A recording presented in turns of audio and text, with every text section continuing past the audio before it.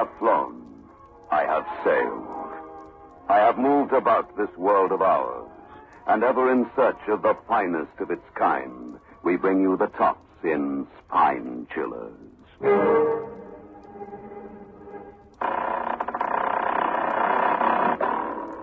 The Creaking Door.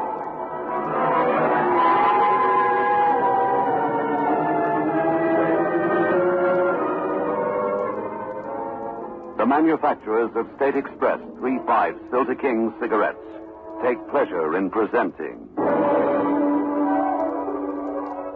The Creaking Door.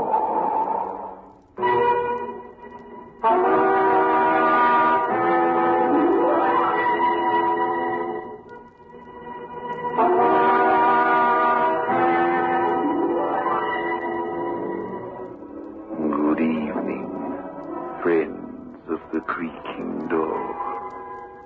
The Creaking Door is opening, so do come in.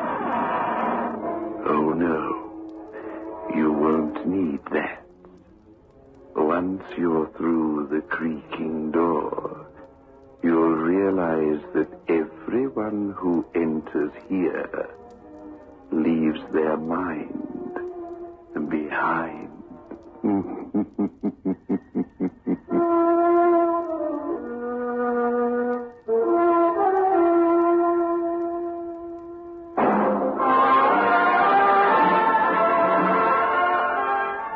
Move in world class.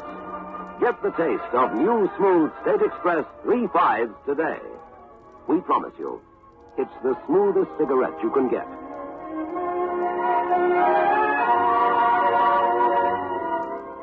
It's a blend that has been perfected after years of constant research by our master blenders, and the recent development of an entirely new process which gives you an even smoother 3/5 smoke.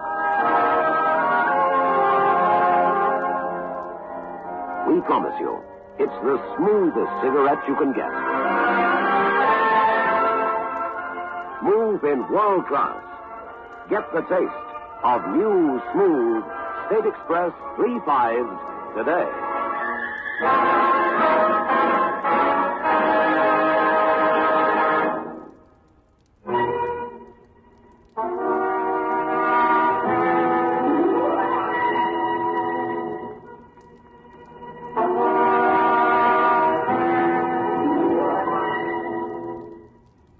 With his hands clasped in front of him, the cord from his dressing gown trailing across the highly polished surface of the floor, Oliver Carsons walks in his slippered feet. Up and down, with soft, measured tread, his lips moving silently as though in supplication. A voice stabs at his consciousness like a sharp knife. Not in bed yet, Mr. Carson. What? It's you. Yes, I'm going. Well, sleep well. Pleasant dreams. Yes, thank you. Good night, then. Sleep well. Stay awake. That's the only answer. Think of those who love me, want to protect me. Think of Auntie May, for instance. You're here? I told you last night I'd be here. Last night was a dream, a nightmare. You came into my mind. And now? Please, leave me alone. 3 nights you've been standing there grinning at me with ashen white face, those large eyes, hot coals of fire, as though you were going to burn right through to my very soul. You must pay for your crime. It wasn't a crime. It isn't true what you keep telling me. No. Let me remind you. Oliver, it's getting later. I must go back. Sally, Oliver, please, Oliver, behave yourself. You know how I feel about you, Sally. Stop it. Oliver! Oh! Come back. Come back, Sally. I'm not going to hurt you. I love you. Hurting me. Oh, let me go. Please let me go. I worship you. Oh. You know that. Sally. Please, Oliver. We were such good friends. Don't spoil everything. You and I are the only two beings left in this world made for each other. No. Yes. No.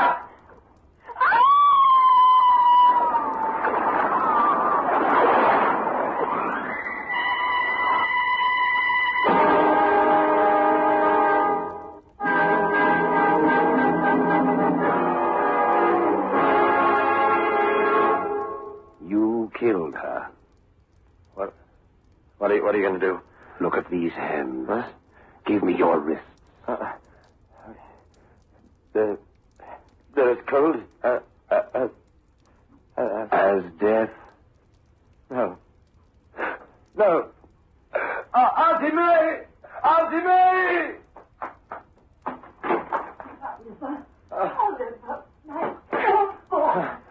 What is it? He's... Oh, you're not having one of your nightmares again, are you, Oliver? He was going to kill me. Oh, my poor boy. You're imagining these things. He was here, I tell you. You must believe me.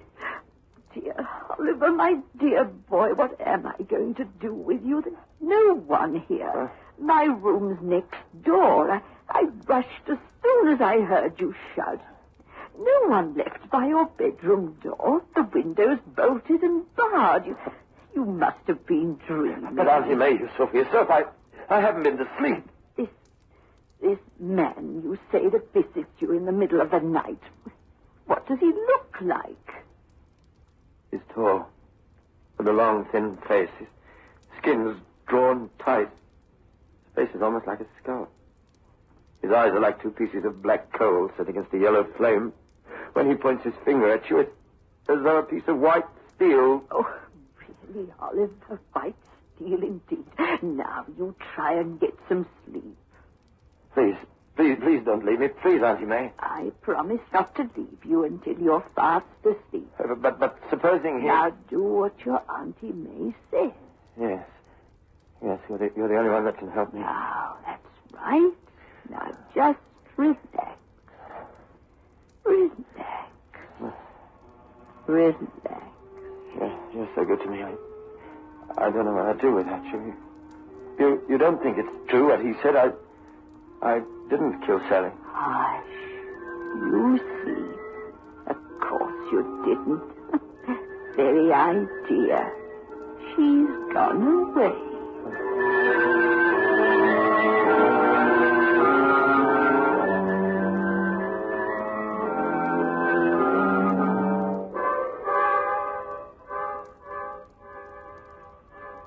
Hello, Oliver. Sally, you're here. What? Whatever's the matter? Oh, where have you been? They told me you'd gone away. I thought... Oh, Sally, why did you go away without saying goodbye? I was only going for a week. Besides, you were very naughty that day on the cliff. When you ran away from me, I didn't know where to find you. Oh, Sally, it's good to see you. He said that I... Wait, he thought you were dead. Dead? Oliver, what on earth are you talking about? This man, he came here. Oh, I've been so worried. Oh, Oliver, darling, that's why you're looking so hollow-eyed and so pale and drawn. Oh, yes, because I thought I'd lost you forever. Somehow, I felt that you were calling to me, that you needed me. I do, Sally. You'll never know what this visit means to me. It won't be the last. I know I acted a little foolishly running away from you, but we'd only known each other just over a week. Just one little kiss, that's all I want. Here. Better? Better? Oh, Sally, you worked a miracle. I don't know who he was or what he was. Whether it was in my imagination or... Well, who cares? You've banished him forever. Sleep well, Oliver.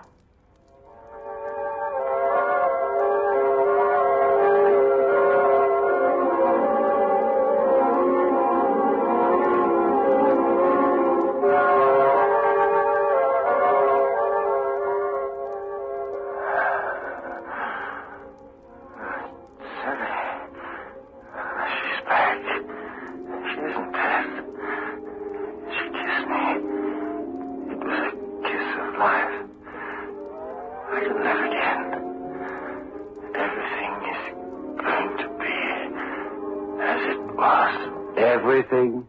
Huh? What? You lied to me. You said I killed her. Well, she loves me. How can a corpse love? Where will it draw its warmth? You won't be able to love once you pay your debt. You've got it all wrong. You're a liar. Sally's not dead. She's alive. I spoke to her today. She kissed me. She loves me. Loves you? Yes, loves me.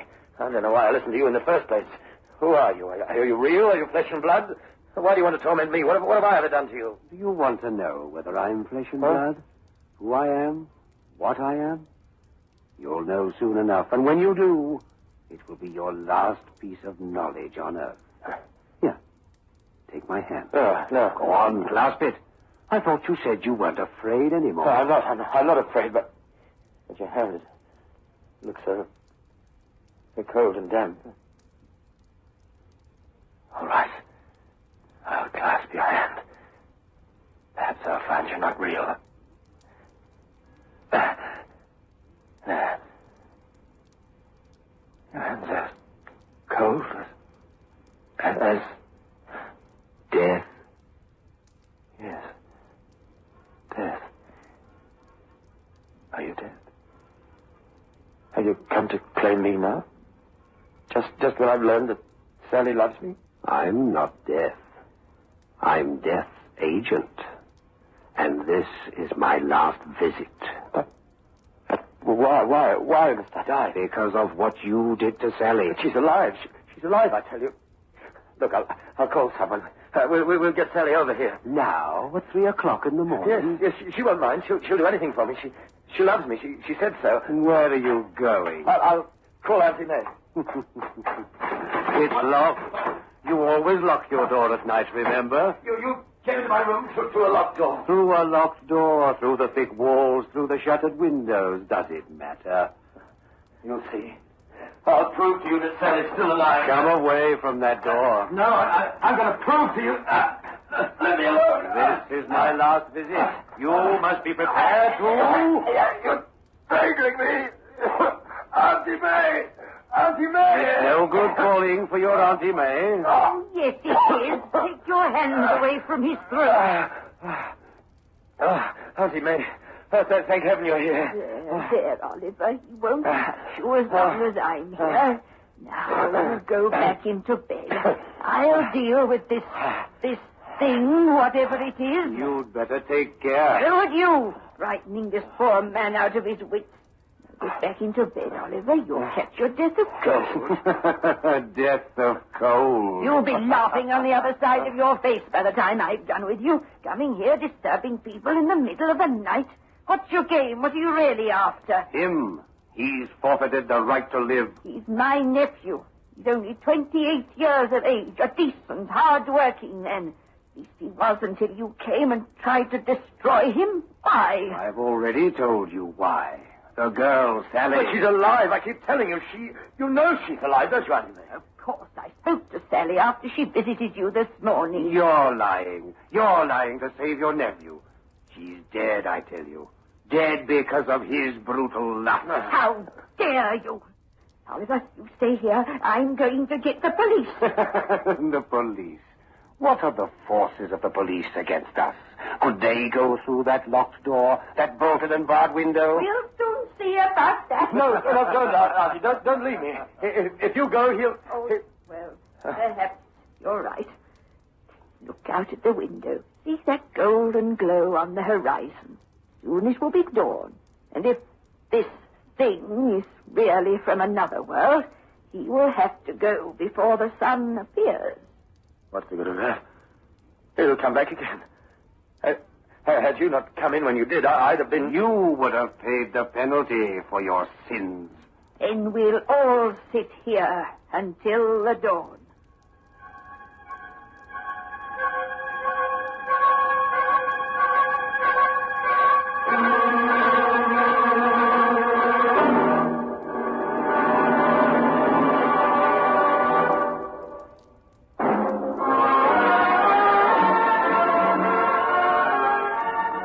In world class.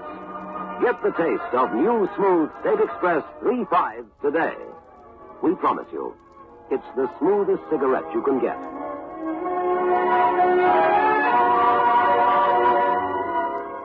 It's a blend that has been perfected after years of constant research by our master blenders, and the recent development of an entirely new process which gives you an even smoother 3.5 smoke.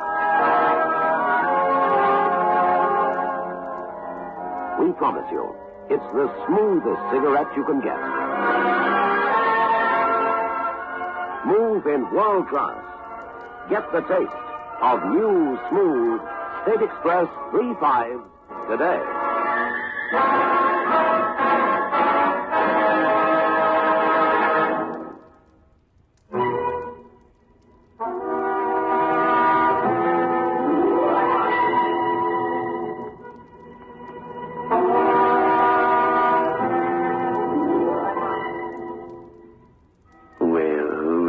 Well. Poor, frightened Oliver, lying there on his bed, with his Aunt May sitting at his side. And the ghost, is he still there? Or has he gone to find his aunt? Wake up, Oliver. Wake up. He's gone. Oliver. Oliver, wake up. What? Look, the sun is high in the sky. Let's open the window. No, please don't do that, Auntie May. He's... Yes, he's gone. Oh, thank goodness you're all right. I'm ashamed to say I dozed off, and when I opened my eyes, he wasn't here anymore. Heavens, I have a lot to do. Why don't you get up and take a walk in the sun? Yes, I think I will. Now that I know that Sally's all right. That's a good boy. But what about... Don't you worry about him. Now, as soon as you've had your morning tea, go out and get some fresh air. Yes, I will, Auntie May. Good, and I'll see you later. Auntie May, the door's locked. I'll unlock it. Auntie May! Auntie May, where are you? How did you get out? How did you get out of this door? Carson, what's going on? Oh, good gracious me, now look at you. Oh, here, let me help you get into bed. How did you get in here? The door was locked. I thought it was locked. Oh, dear, into bed you go. That's it. Oh, now look at the state this pillow's in. There. Now, don't you move. But I was going out in the sun. Later. You look so pale. I'm going to get Dr. Ratcliffe to look at you. Now, please, Mr. Carson, just stay where you are. All right.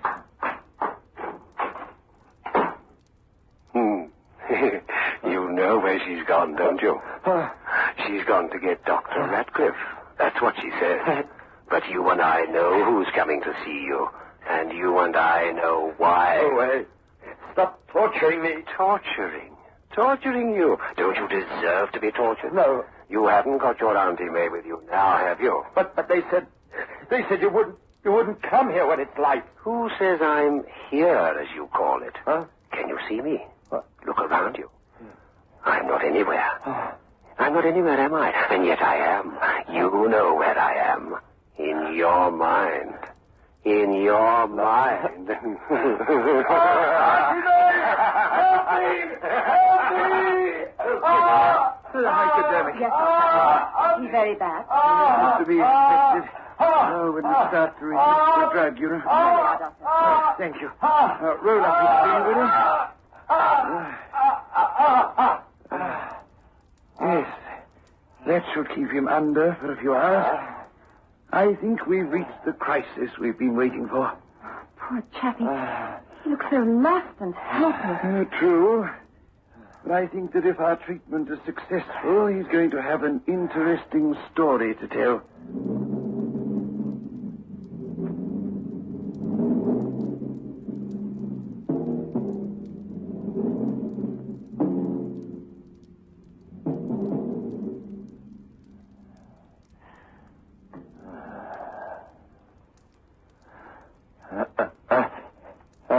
Auntie May? Auntie May? So you're awake, Carson. But you're... Yes, Dr. Ratcliffe. You've been having rather a bad time the last few days. How are you feeling now? Auntie May, she's... Carson, for your own sake, we have to bring you down to reality. When you first came to the sanatorium, you were under heavy sedation. Then we reduced the amounts because we can never hope to cure any form of mental sickness unless we get at the cause. And you know what the cause of yours is, don't you? No. No, I'm not sick. I want my Auntie May. Now, listen to me, Carson. We're either going to put you on the path of recovery in the next few days, or you'll go into a home for the incurably insane. Which is it to be? She was here. She stopped him from torturing. Your Auntie May died when you were 6 years old. From that time on, she's been the only image you've ever had of warmth and comfort and security. But all your life, you've been living in a dream world, running away from people, inventing fantasies when you were alone in your own little room. But this last business, it was then that your brain snapped. You've got to get rid of your sense of guilt. It isn't true. She'll come back. Auntie May... You were charged with criminally assaulting this girl's son. No, and throwing her unconscious body from the top of Beacon Hill. I didn't. She's alive, I tell you. She's alive. She loved me. She loved me. She came to see me. She couldn't have done, because she's dead now. Did you throw her deliberately, or was it an accident? It was an accident. I just wanted to tell her I loved her. She slipped. Well done. She slipped. But she's dead. You were charged with her murder, and you were found not guilty. Yes, they said I didn't do it, but he tortures me. He put his hands on my wrist. They were ice cold like this. Oh, handcuffs. Yes. My compliments to Detective Sergeant Hinchcliffe, nurse. Tell him I'd be grateful if he'd come to the sanatorium. I need his help. Yes, Doctor. Carsons, 4 nights ago we gave you EST treatment. You've been having a bad time, but I think we're going to put you right.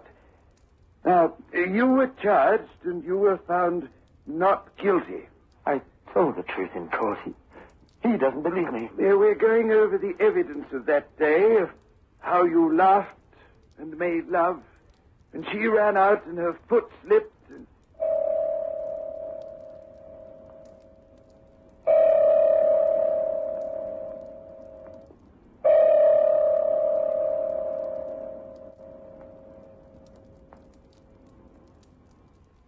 And so it was an accident.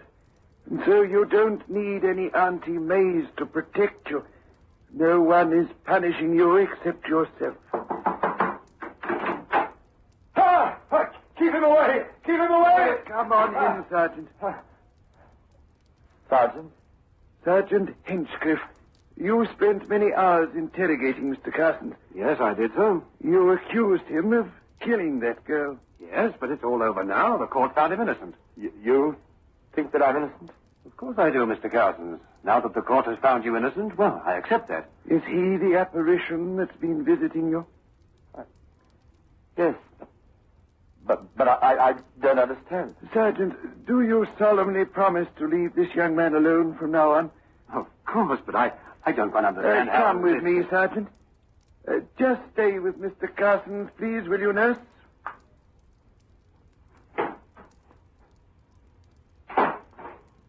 Yes, it was good of you to come down. Poor chap. Is he any better? I think so. We managed to bring all his fears and fantasies into the open. When he collapsed in the courtroom after being found not guilty, he kept calling for his Auntie May. I did try to get the address out of him. That's one of the things that triggered him off. She died when he was a child. He's always been something of a neurotic. Fancy his brain snapping just like that. His guilt was too great to bear. Do you think he really killed her? But the verdict was wrong? It's not for me to pass judgment. I don't believe that he deliberately threw her from Beacon Head. On the other hand, I don't believe that she was a willing party to his advances.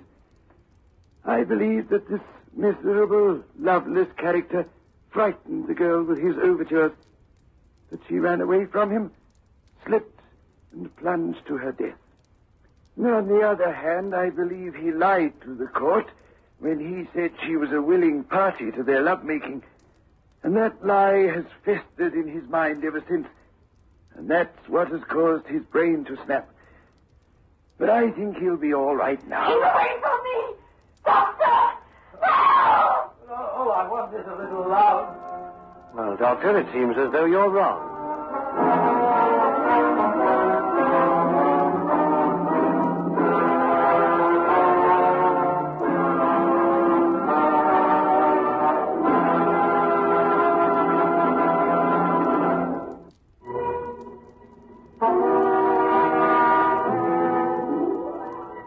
Judging by that girl's scream, they're going to find Oliver Carson's a much more difficult nut to crack than they thought.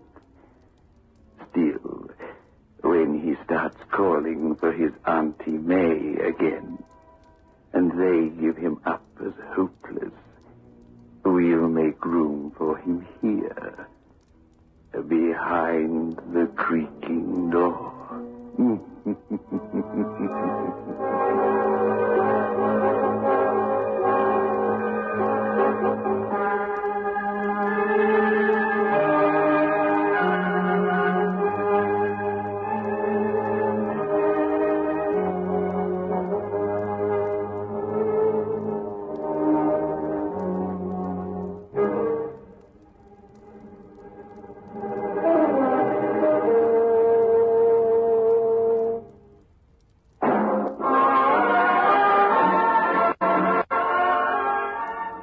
In world class. Get the taste of new smooth State Express 3/5 today. We promise you, it's the smoothest cigarette you can get.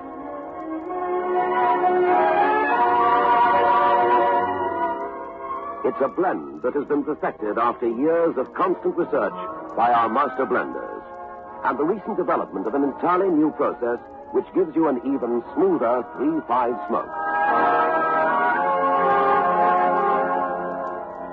We promise you, it's the smoothest cigarette you can get. Smooth in world class. Get the taste of new, smooth State Express 3/5 today.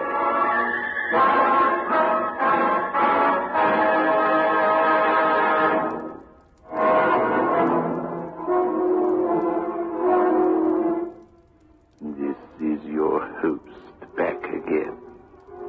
Just a reminder of our rendezvous next week. Where are we going? Through the creaking door, of course.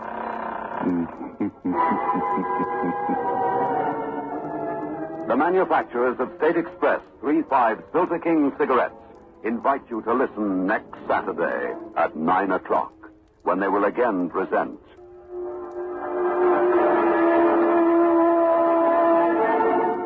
The Creaking Door.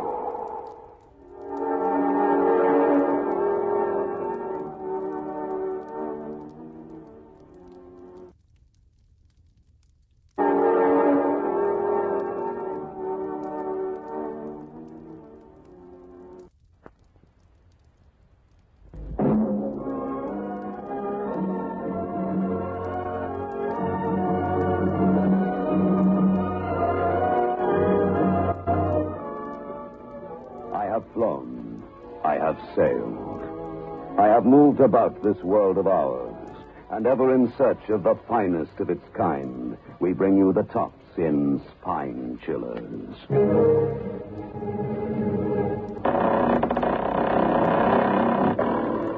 The Creaking Door.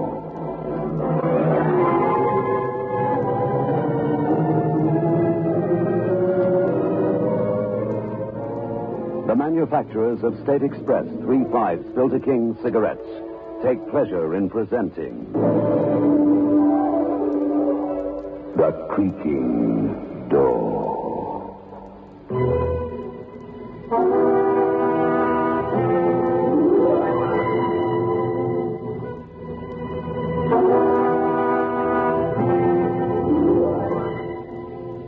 Good evening, friends of the creaking door. The creaking door is open. So do come in. We're going to take a little trip to the Isle of Haiti, to the land of voodoo and zombies and walking dead. Don't look too closely at the faces of the zombies. It would be terrible if you saw yourself.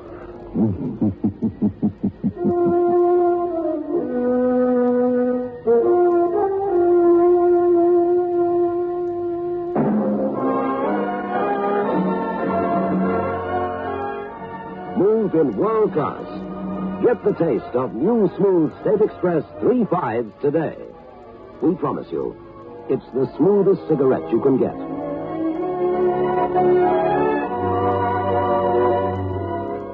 It's a blend that has been perfected after years of constant research by our master blenders.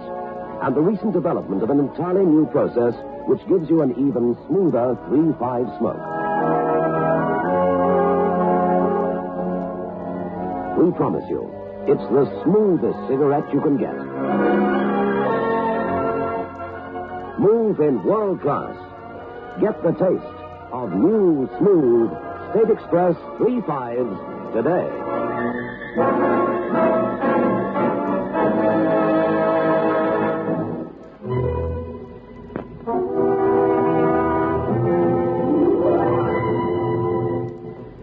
Do you believe that one can travel in time? They do in Haiti.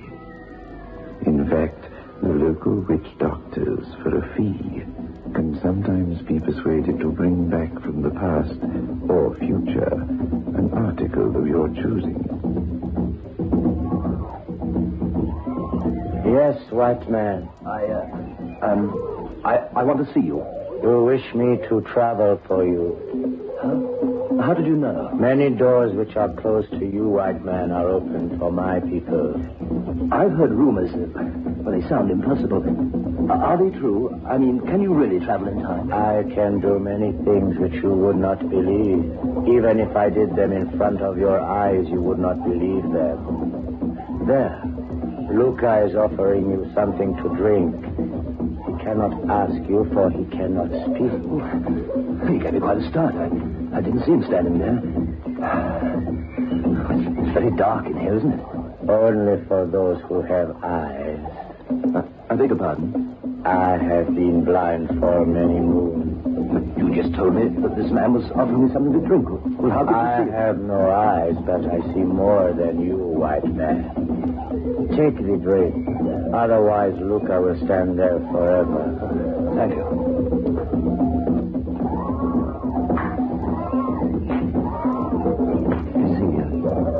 Is he also blind? I mean, his eyes seem to have an odd blaze look. Luca is dead. What is it you wish to speak to me about, white man? Dead? What do you mean, dead? He was standing here. You people do not believe, so therefore for you they do not exist. For us, the living dead are always with us. Zombies? What is it that you wish me to bring? Can you travel in time? Tell me what it is you want to be done, and I will tell you if I can do it and how much it will cost you. I want you to go into the future. Let's say 70, 80 years from now. Go on. Can you do that? What do you want me to bring? I want you to bring me my wife's skeleton.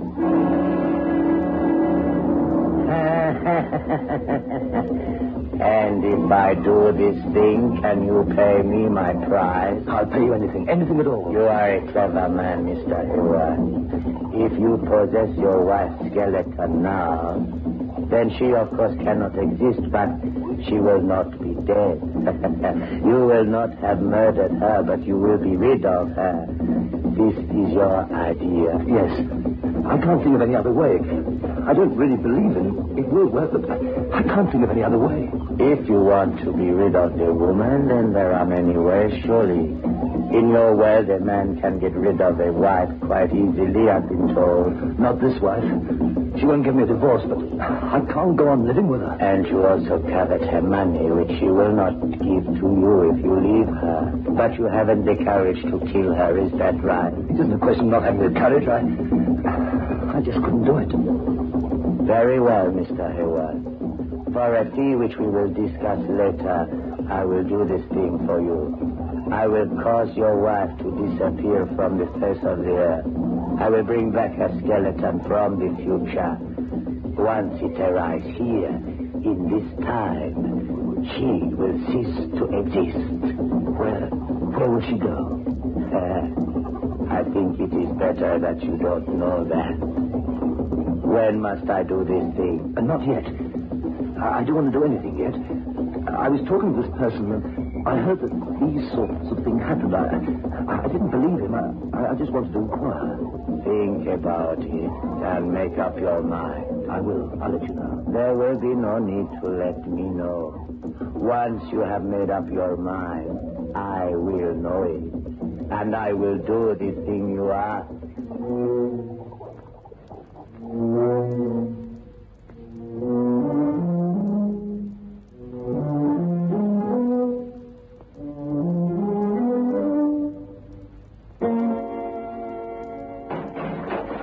Is that you, John? About time, too. I'm sorry I'm late. I was kept at the office. I don't believe that, and you know it. Where did you get to? I told you. I had business to attend to. You're lying. For heaven's sake, Betty, don't you understand? I don't enjoy our life together. Why do you insist on us staying together? Oh, I know I'm not attractive, John. I'm tall. I'm big. I'm fat. I know that. But I wanted to get married, and I knew that I'd have to settle for quite a bit less than love.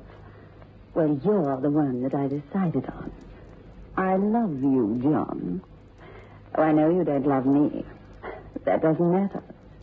I love you. And you've had the use of my money. It's a fair bargain, isn't it? Well, I've had enough, dear. Here. I'm sick and tired of being married to you. And that's a pity, because there's nothing you can do about it. Unless you murder me. And I don't think you have the courage for that, have you? I'm warning you, Betty. You better give me the divorce I want, or else Or else what? Or else I'll get rid of you. I swear I'll get rid of you. All right.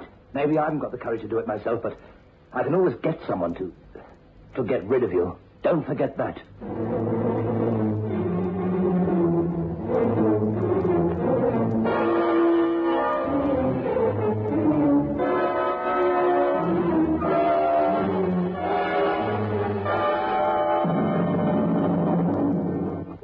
Hadn't you better be going? It's past 2 o'clock. I know, don't worry. She won't wake up till dawn. I dosed her drink again. Does she know about me? No, she keeps talking about that woman, but she can't know anything. Well, what are we going to do, John? I'm not prepared to carry on like this, snatching an hour here, an hour there. I want you for myself, all the time. So do I, Carol. You know that, but what can I do? She won't give me a divorce. Leave her. It's all very well to say that, but what will we live on? You know how much I make. That wouldn't keep you in perfume. Then get rid of her. Everything will go to you then. I know, but What? well, it's not as easy as that. I couldn't just kill her. I couldn't murder her. You're pretty spineless, really, aren't you, John, dear? It's not a question of being spineless. You talk about this as if it were just a question of having a haircut. I couldn't just murder her. On this island, there are plenty of men who do the job for you, if the money was right. I couldn't do that either. I thought about it, but I can't do it. Well, I'm not prepared to hang on much longer, my dear. You'd better make up your mind pretty quick which of us you want. Because it's either her or me. You can't have us both. I'm working on something. There is a way. What way? I'd rather not say. I'll give her one last chance tomorrow. If she won't agree to a divorce, then I'll do it.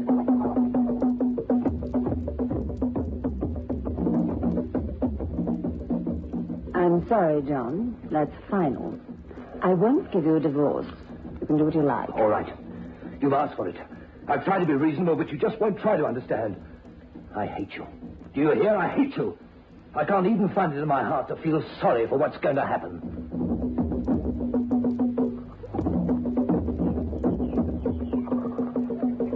I have done it. But I mean, he was only 10 minutes When ago. one moves back and forward in time, then time itself becomes unimportant. Where is it? Luca has the bones. They are in a small box. He will bring it to you. No, I don't want to see it. Do you wish the bones to be destroyed? No, I can't do that. Then she really would be dead. Then you must take them with you. Yes, all right. I'll take them with me. Put them down over there.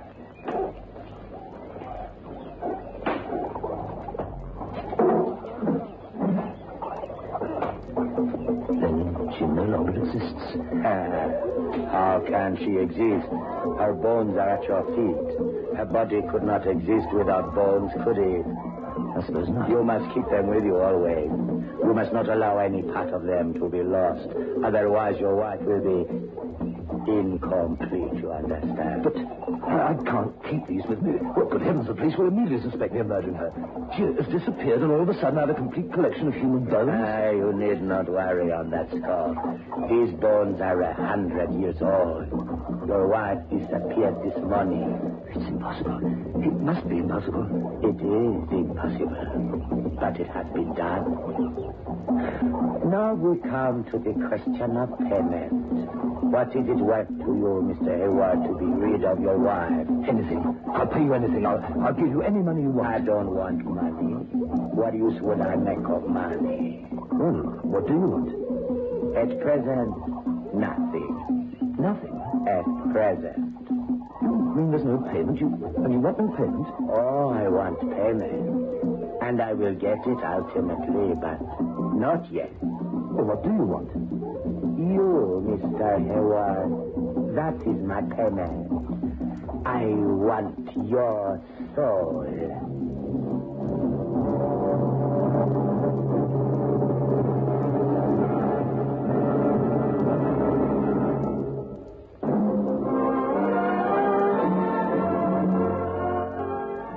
Move in world class. Get the taste of new smooth State Express 3.5s today. We promise you, it's the smoothest cigarette you can get.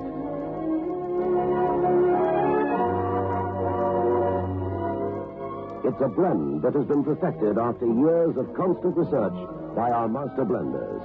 And the recent development of an entirely new process which gives you an even smoother 3.5 smoke. We promise you, it's the smoothest cigarette you can get. Move in world class. Get the taste of new, smooth State Express 3.5s today.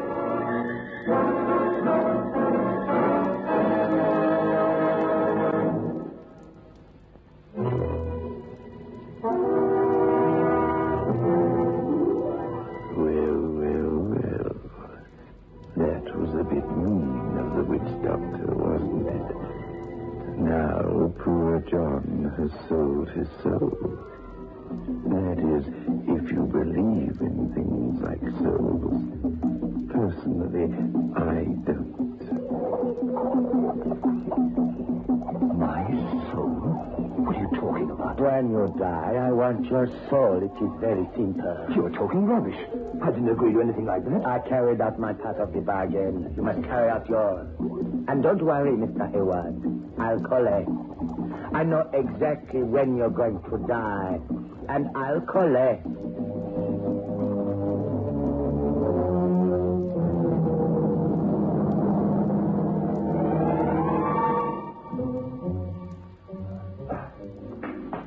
What are you doing? What does it look as if I'm doing? I'm packing, getting out of here. Well, a man of action. And what about Wifey? She's not here. Where is she? Never mind where she is. She isn't here. That's enough, isn't it? Darling, I never thought you had it in you. Did you really get rid of her? I didn't say that. I didn't know murderers were so touchy about it. I'm not a murderer, do you hear? I'm not a murderer. All right. Well, what are we going to do? Why are you packing? Won't that make the police suspicious? For the last time, can't you understand? I've got nothing to fear from the police. Then why the rush to get away? It's this island, this place. I can't take it any longer. Even the atmosphere is evil. I can feel it all around me.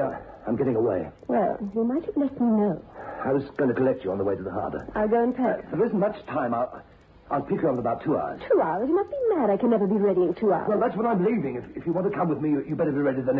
If not, I'll go without you. One thing is for sure, I'm not staying in this place a minute longer than is necessary.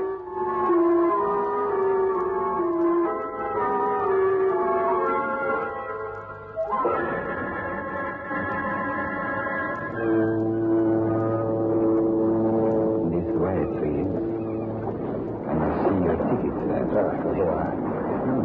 Cabin 13. Unlucky for some. If you'll follow me, sir. Are you alone, sir? Well, my wife will be joining me before we sail. Not much time to go, sir. I know she knows the time. She'll be here. Here you are, sir. It's a nice cabin. Anything you need, sir. Can I bring you anything? No, that's all. Thanks. I'll ring if I need anything. Very good, sir. I hope you have a pleasant voyage.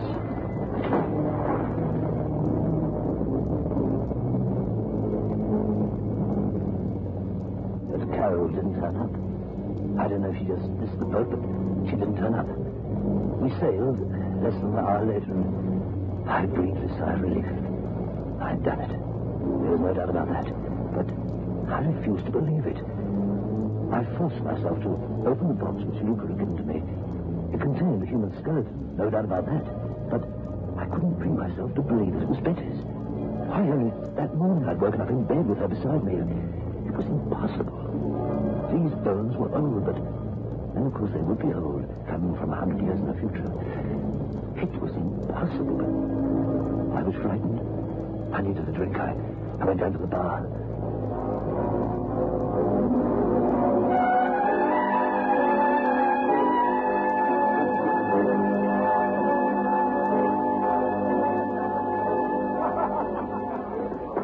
Hey, little man. Fancy seeing you. I didn't know you would have bought this towel. Neither did I, till a couple of hours ago. Made up your mind on the spur of the moment, eh? How's the wife? Well, that's one of the reasons why I'm leaving. Well, she's disappeared. Left me. Left you? But I thought I saw her up on deck a few minutes ago.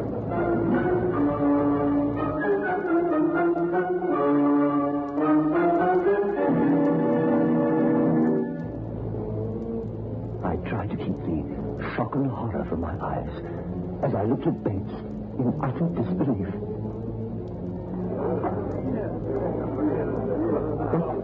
What are you talking about? That's right, old boy. I could have sworn it was your missus.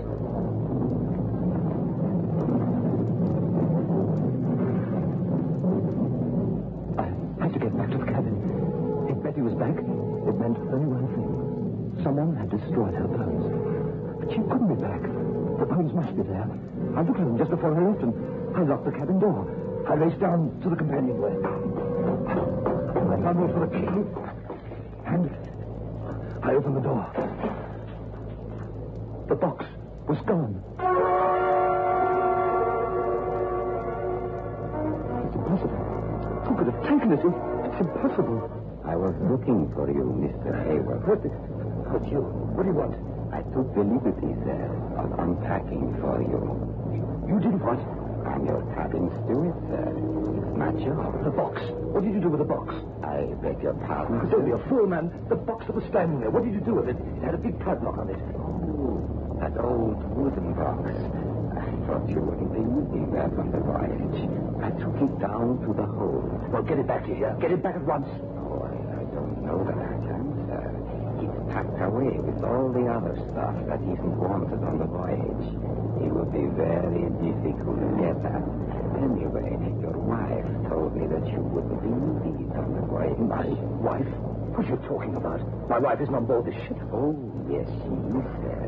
You told me yourself that she would be joining you before we sailed. Well, she did. She came down to the cabin while you were in the bar. Where is she now? I really couldn't say, sir. She didn't speak very much. In fact, come to think of it, she behaved rather strangely. How strangely? Well, if I believed all these legends that you hear on the island, I'd say that she behaved like a zombie, one of the living dead.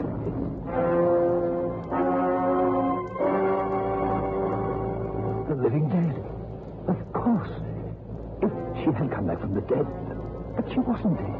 No one had killed her. She had just ceased to exist.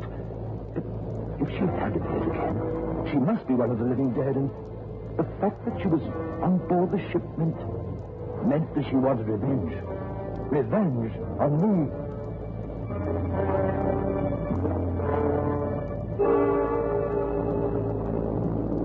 I needed time to think. I went up on deck and strolled as casually as I could round the deck, smoking one cigarette after another. Nothing helped to calm my jangled nerves. I was forced to the conclusion that I was being haunted. Haunted by my wife, who was neither alive nor dead.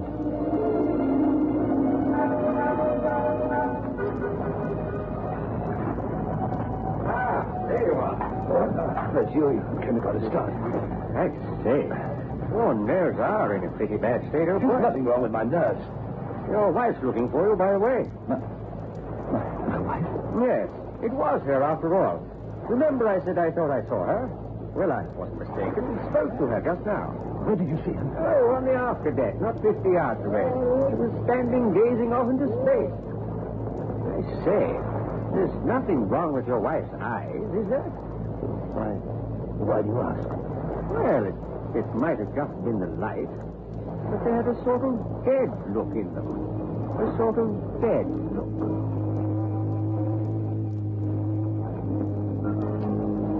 Bates walked up next me, and I looked towards the stern of the ship.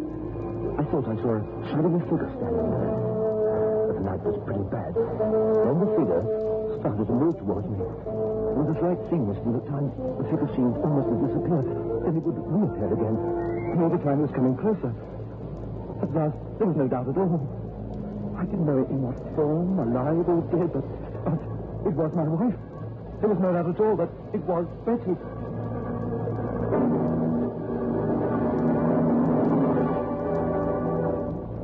Hello, John, dear. Don't look so surprised. Thought you got rid of me, didn't you? But you haven't, you dear. You'll never be rid of me. I'm going to haunt you forever.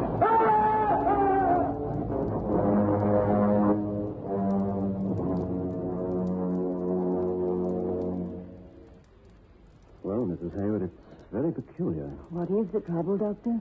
He's completely paralyzed and he's dumb. Can't speak a word. He can see, there's no doubt about that, and he can hear. But otherwise, he's completely helpless.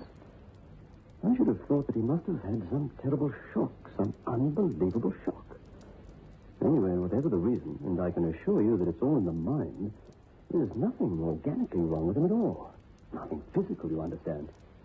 But whatever the reason, to all intents and purposes, your husband is completely paralyzed and dumb. I'm afraid that the only thing for him will be to keep him in a home. Oh, no, Doctor. I couldn't do that.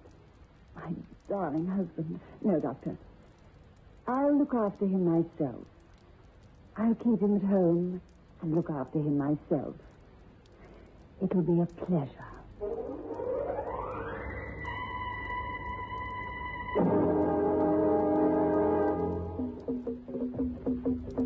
So you see, John, dear, you weren't so clever after all. Now, here, drink this. Oh, you think I might be poisoning you, do you? Well, don't worry. I'm not. Not yet, anyway. Maybe later.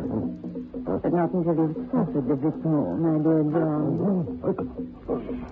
I want to tell you the whole story. I want you to know how stupid you've been. Believing a silly yarn like that. Travel in time and bring something back indeed. Don't you remember who first put the idea in your head about the witch doctor? It was me. I knew you'd go and find out. It was easy to bribe that so-called witch doctor. Just as it was easy to bribe the steward up the boat. I wanted to get my revenge on you for deceiving me with that woman. Carol, I wanted revenge. But I never dreamed it would be so complete. Now I can sit and watch you suffer. And you can't do a thing. And of course you never know when I will sit with a voice. Although I promise you, it won't be for a long time.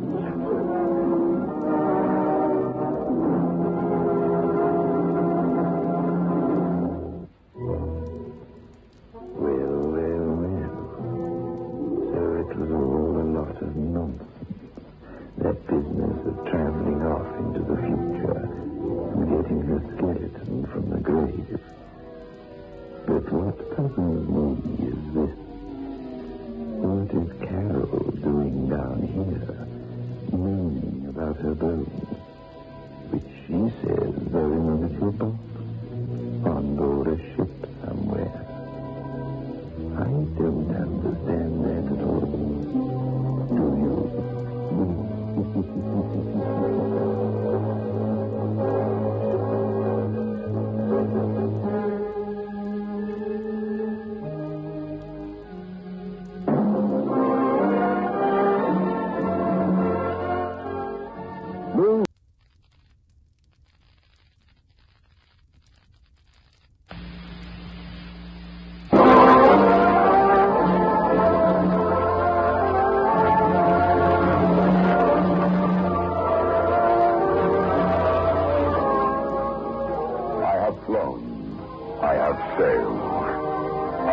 About this world of ours, and ever in search of the finest of its kind, we bring you the tops in spine chillers.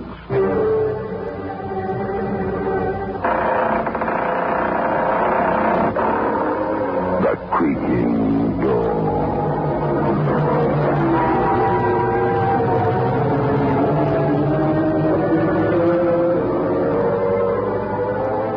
The manufacturers of State Express 3-5 Filter King cigarettes take pleasure in presenting The Creaking Door.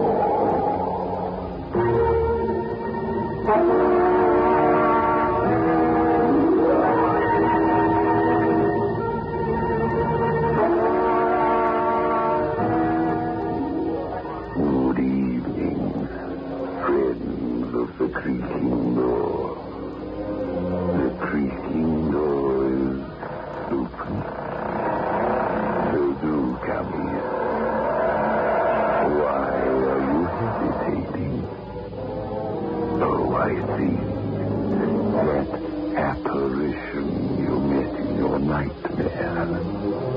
Oh, yes. If he's here, all right. Ready to drive you out of your mind.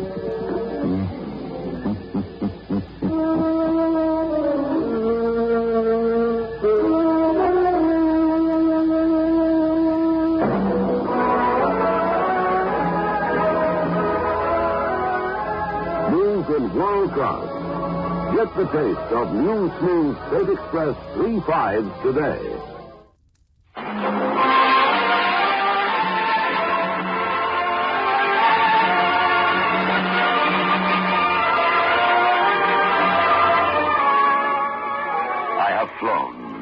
I have sailed. I have moved about this world of ours, and ever in search of the finest of its kind, we bring you the tops in spine chillers.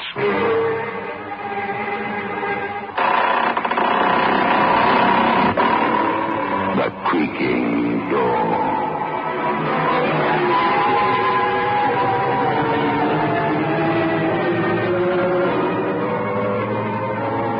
The manufacturers of State Express 3-5 Filter King cigarettes take pleasure in presenting The Creaking Door.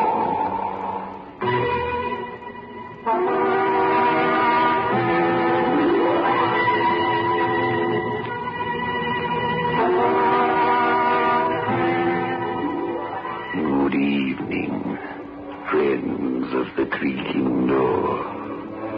The Creaking Door is open. So do come in. Why are you hesitating? Oh, I see. That apparition you met in your nightmare. Oh, yes. Yes, he's here, all right. Ready to drive you out of your mind.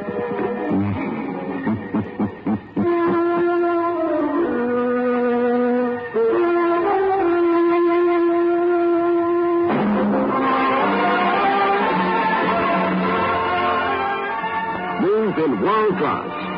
Get the taste of new smooth State Express 3/5s today. We promise you, it's the smoothest cigarette you can get.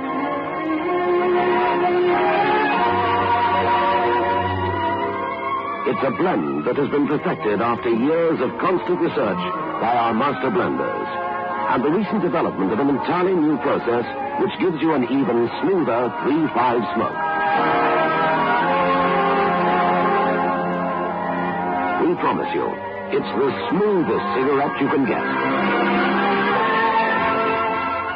Move in world class.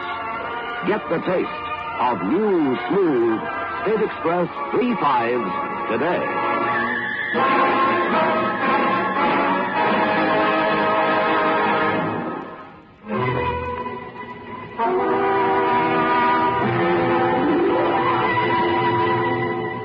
A young, determined-looking man steps out of his car onto the muddy dirt road and faces the bleak stone house at the end of the driveway. Hesitating a moment, he turns up his collar against the wind, then walks the long path to the forbidding door.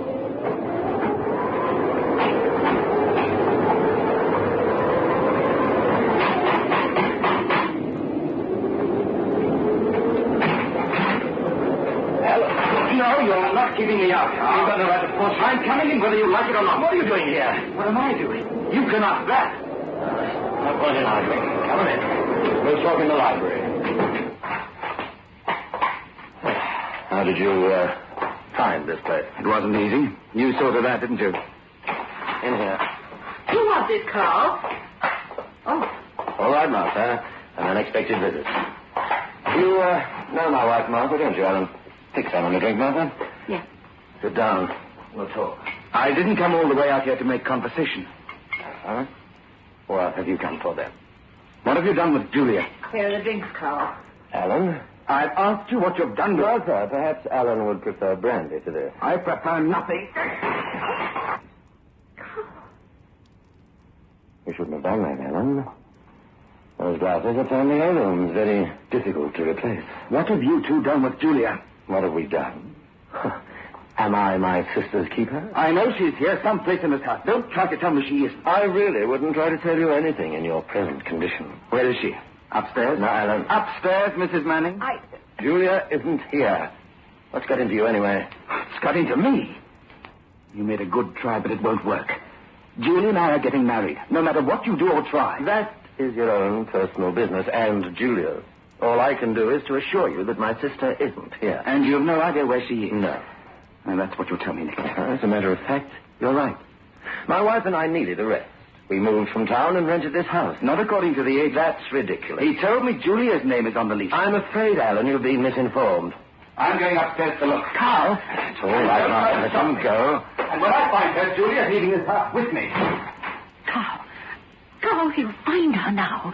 I know. He'll see what she's become. Yes, Martha. Alan's in for the shock of his life. But there's nothing we can do about it now.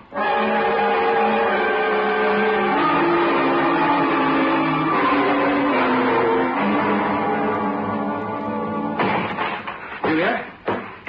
Julia, are you in here? Julia? Please leave, Alan. Please.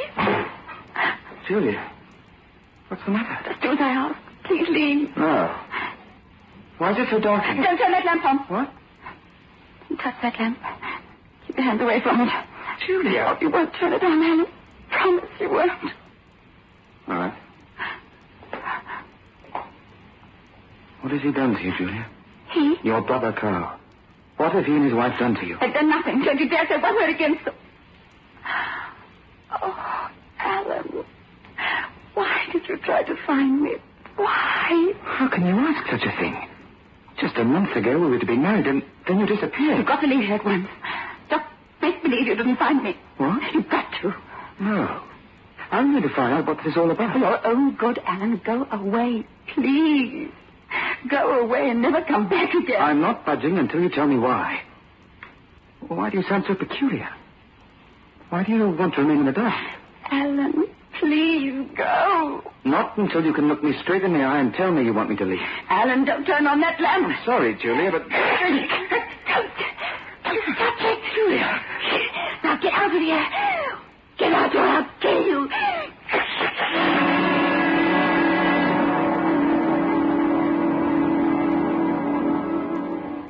Feeling any better now, Alan? Yes, my face has stopped bleeding. The gashes where she clawed you are rather deep.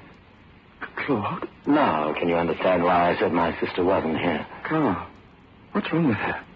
What is it? Alan, I know you don't like me, but please, take my advice. Forget you ever knew Julia. Well, I know it sounds cruel, but it's the best advice I can offer you. Oh, I'm sorry, it's out of the question. All right. That leaves me no choice but to tell you. Perhaps, after all, it is better that I do. Tell what? What's wrong with Julia? I'll have to ask for your complete confidence. You have it? Look in the mirror, Alan. Huh? Look at those scratches on your face. Well? What are you driving at? Don't they seem strange to you? A moment ago you used the term Claude. You said I was Claude. Exactly. Are those marks the marks the human hand would make? Or are they not more like the marks of an animal's claw? You're not making sense. The sensible explanation is not to my liking either, Alan. It wasn't easy for me to face it when I first saw the reversion setting in. Reversion? I don't follow you. It was semi-dark in the room upstairs, but still you noticed something very peculiar about Julia. Physically, that is. She was altogether peculiar. I mean something specific. Her eyes. What did you notice about her eyes? She kept her face pretty well away from me, but now you mention it. Yes? I noticed her eyes were... Oh, God. It's absurd. You noticed they were what, Alan? They were like... Like the eyes of a cat. Yes. In the last 2 weeks, the diversion process has been stepped up, I'm afraid. Already her pupils have expanded to the full iris, and perhaps you've noticed her fear, or rather her pathological hatred of light. Yes, I did. Her fingers, they're virtual claws now. Stop it, please. Can't something be done? A doctor? We've tried everything. If a doctor were to see her now, his only recommendation would be to put her in an institution for the rest of her life. Her unnatural life. Julia. I know how you feel. It's quite late, Alan. If you'd like, you may spend the night with us. Thank you. I'll show you upstairs to your room. It's just not believable. I know. Too shocking to accept at first. Carl! Now can you believe, Alan? Now can you believe every word that I've told you is true?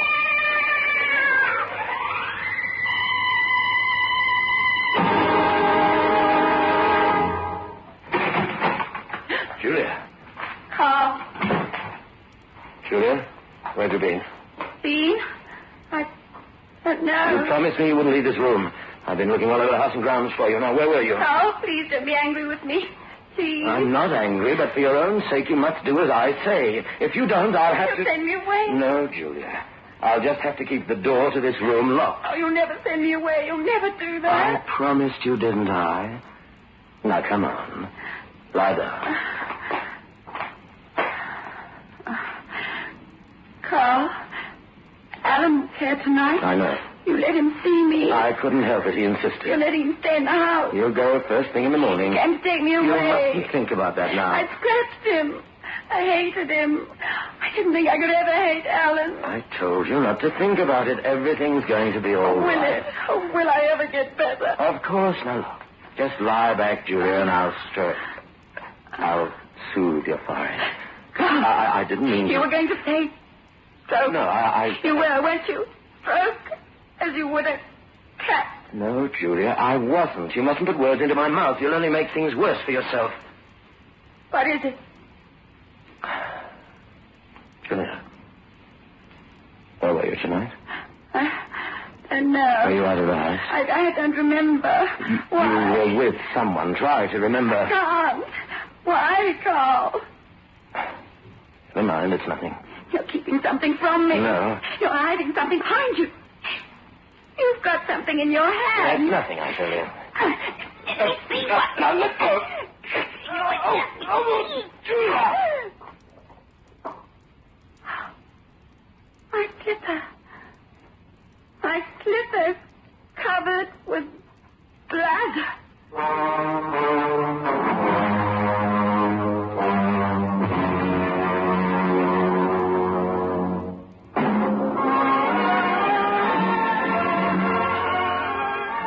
Move in world class.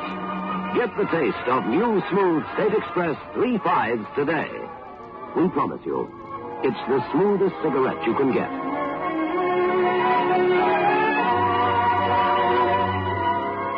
It's a blend that has been perfected after years of constant research by our master blenders. And the recent development of an entirely new process which gives you an even smoother 3/5 smoke. We promise you, it's the smoothest cigarette you can get. Move in world class. Get the taste of new, smooth State Express 3/5s today.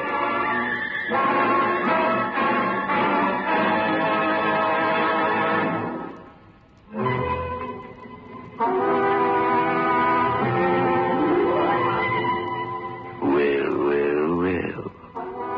They say a cat has 9 lives. Poor Julia. I wonder how many she has left. Oh, Carl, look. Easy, Martha. I tell you, this wonderful breakfast is ready. I found him on the floor that way. His throat clawed open. You better get out of here. Carl, what happened? Don't come in, Julia. I heard Mother scream. Julia, you mustn't look. That's why there was blood on my slipper. That's why. Martha, help me get her out of I was here. with Alan last night and I killed him.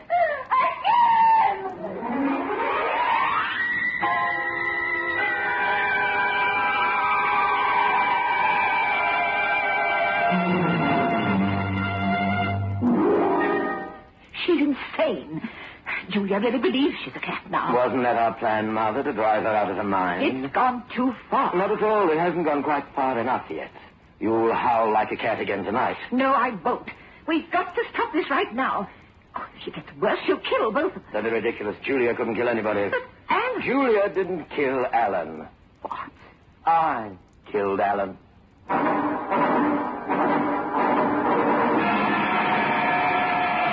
You? Of course.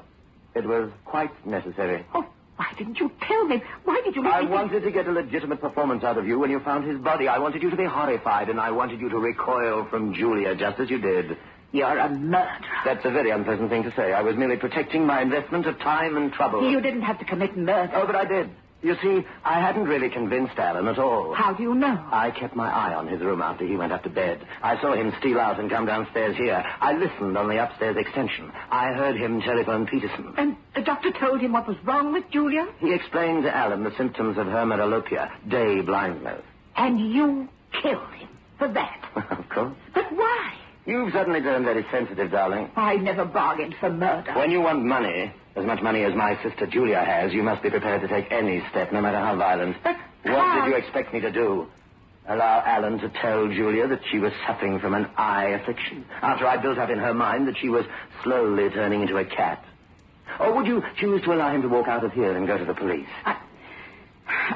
I don't want that money now. You're just excited. You'll feel differently about it later. No, I'll never feel differently after what's happened. I told you all along I had a feeling something would happen. What could possibly happen now? Alan's out of the way. His body will never be found. I'm not thinking of Alan. I'm thinking of your sister. What about Julia? Oh, I'm thinking of the terrible thing we've done to her. It's a little late to think about that, isn't it? I don't know. There must be something we can do. There's only one thing you're going to do, Martha, and that is as I say. Carl, We're please. going to keep working on Julia until she's put away for the rest of her life. We're going to keep at it until I have every cent of hers.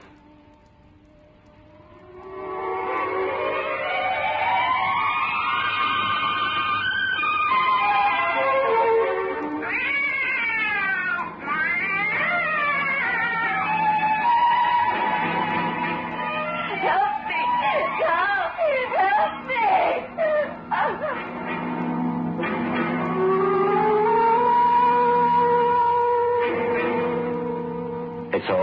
Julia. It's all right now. Oh, Carl. It's all right. It was me, Carl. I was out again, wasn't I? No, Julia, it was only a dream you had. You're just saying that. It's only a bad dream, that's all. I killed again, just like I killed Alan. No, you didn't. Carl, I'd rather be dead than like No, this. Julia, please. I can't stop myself anymore. I get worse and worse. Look at my hands. They're not really hands anymore. They're claws. Carl. What is it? I was out. No, it's just a dream, I told you. It wasn't a bad dream. I did kill again. My dressing gown, look. Covered with blood.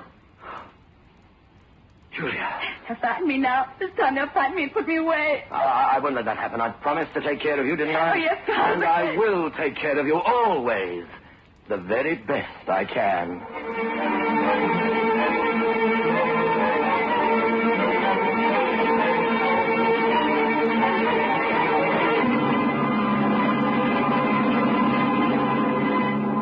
Carl, when are you going to leave her alone? When she's beyond help completely, and only then, Mother. I can't stand it anymore. You stand as much as I say you can stand. Now get hold of yourself. Won't be much longer. No, Carl. It won't be much longer. What do you mean? You'd better stop now. I'm warning you. Warning me? For your own good. That'd be ridiculous. You won't listen to me. You won't stop. Of course not. The plan is perfect. Nothing could go wrong now.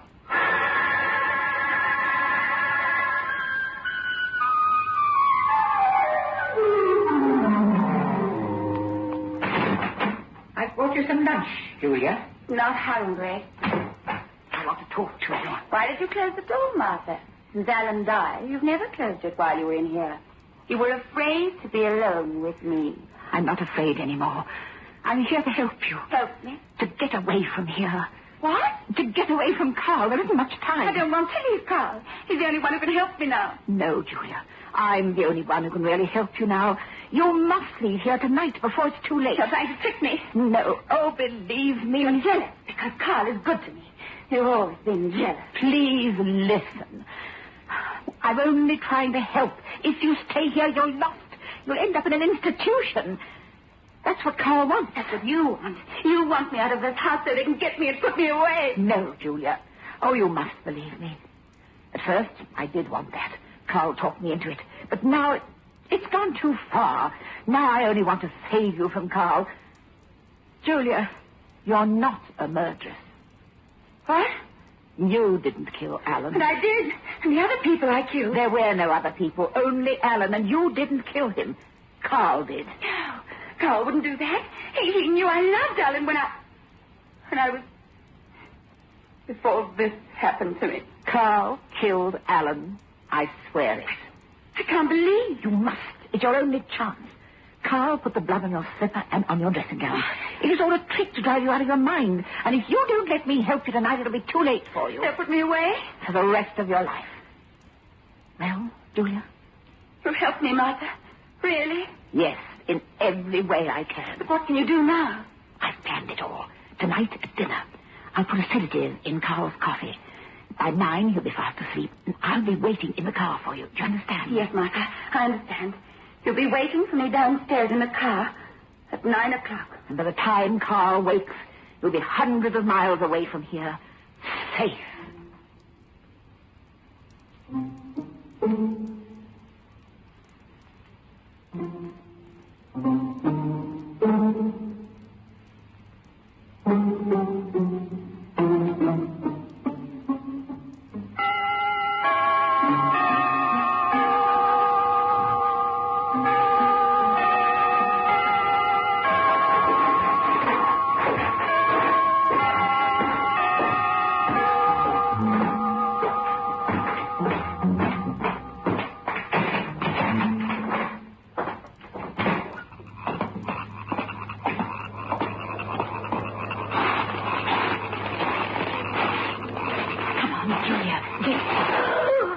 Hello, Martha. Carl.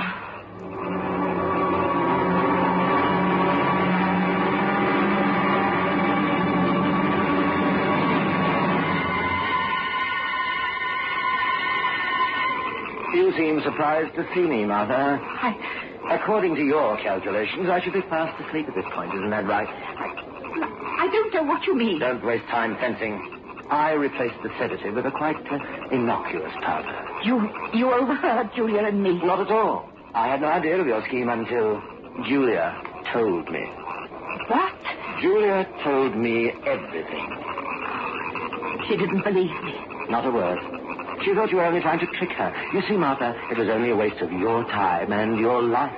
Your life. Carl. I can't trust you any longer. That's fairly obvious, isn't it? Carl, you wouldn't... I've no other course now. Oh, you couldn't kill me. I once told you when you want something badly enough, no step is too violent. No. You see this, Martha? Oh! This is the iron claw that was used on Alan. Carl, no, please. After I'm finished, I'll call the police. I'll tell them about my sister. Carl! My completely insane sister, and the horrible thing she's done to my wife. No. And then I'll have everything I've worked for.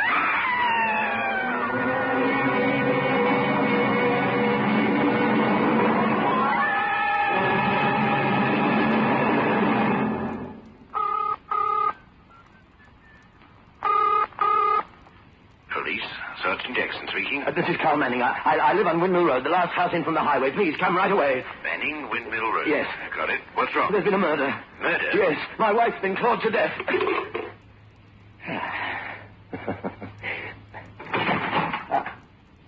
Julia. How did you get down here? I wasn't in my room when you lost it. Get upstairs immediately. No, Carl, I'm not going back to that room again. Ever. Julia, you'll do as I say, or I... Oh. Why did you turn out the lights? I heard everything you said on the phone. What? And I saw what you did to Martha in the car. You... I wanted you to do that to her. That's why I told you everything. And you did believe her? It made no difference. It was too late for me. Julia, I want those lights on. No, Carl, I like the dark. Remember, I can only see clearly in the dark. But you can't see me, can you? Julia, now, listen to me. I can see in the dark because I'm a cat. No, Julia. And you can't hear my steps because I walk on cat feet. Julia, there's really nothing wrong with you. It's just an eye affliction, that's all. It's more than that now. I'm more a cat than a human being now. You bumped into the table because you can't see in the dark. You don't have cat's eyes like I have. You're not a cat, Julia. You're My not. hands are claws now with sharp, long nails. Nails that can rip and tear and kill. No, it's only in your mind. You can't I'm kill. a cat, Carl. You made me one. You turned me into an animal. Julia, please, to turn on the light. You'll never see light again, Carl. Ever. Julia. The cat's up against the window now. Behind you is the steep cliff. You're in a corner and you can't get out. You're a mouse trapped in a corner by a cat. Julia, stand back. Don't. A mouse trapped by a cat. Oh, poor you.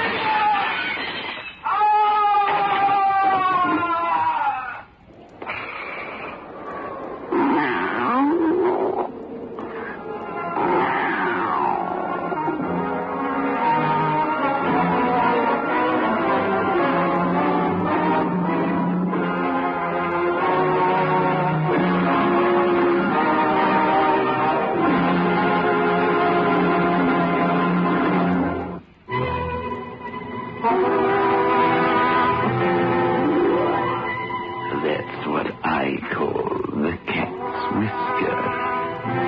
Oh, the moral to tonight's fairy tale. Always be kind to animals. You can never tell when one of them will turn up to be a relative of yours.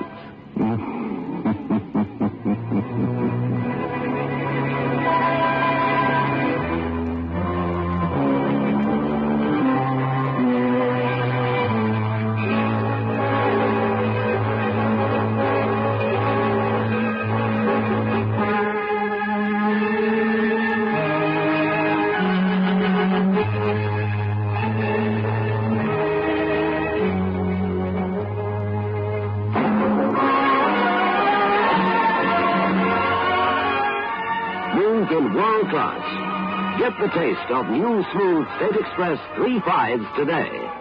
We promise you, it's the smoothest cigarette you can get.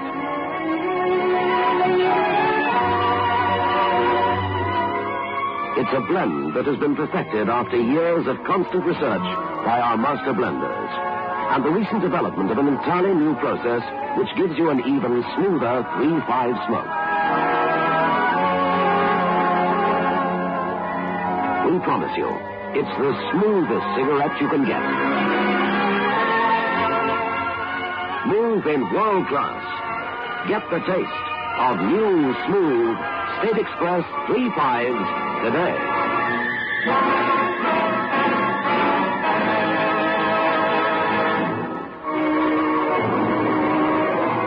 This is your host back again. Just a reminder of our rendezvous next week. Where are we going? Through the creaking door, of course.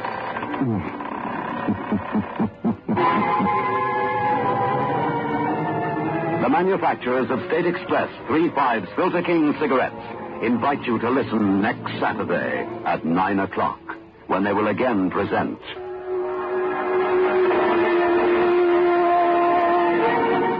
The Creaking Door.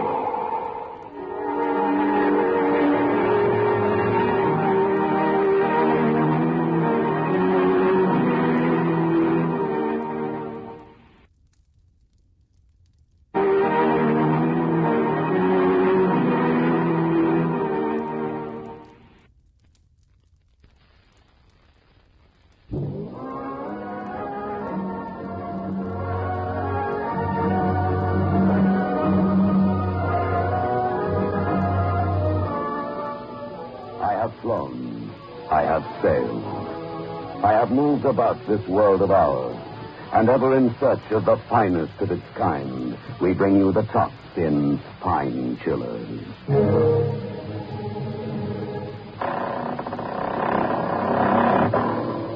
The Creaking Door.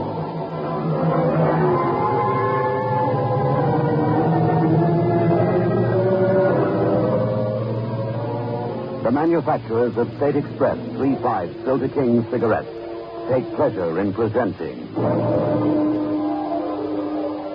The Creaking Door.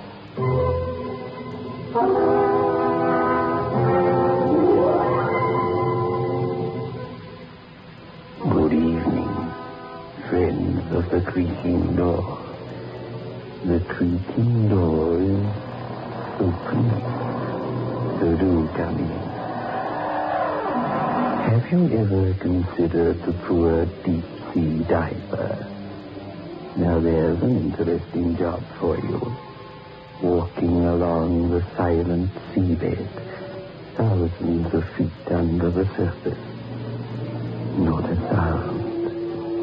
The pressure down there causing you to suck in deep breaths, just to give you the energy to move. A pleasant little walk on the bottom of the sea. Surprising what you can bump into down there in the Stygian gloom.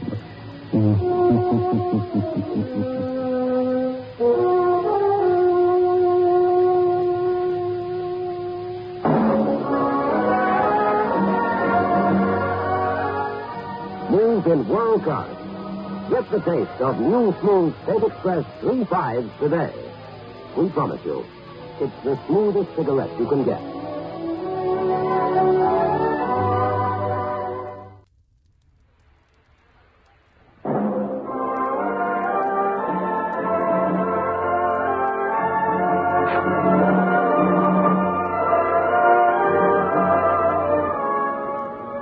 I have flown. I have sailed. I have moved about this world of ours, and ever in search of the finest of its kind, we bring you the tops in Pine Chillers.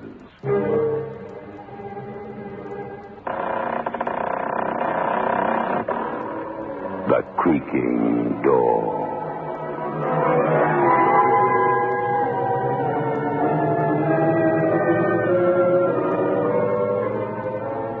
The manufacturers of State Express 3-5 Filter King cigarettes take pleasure in presenting The Creaking Door.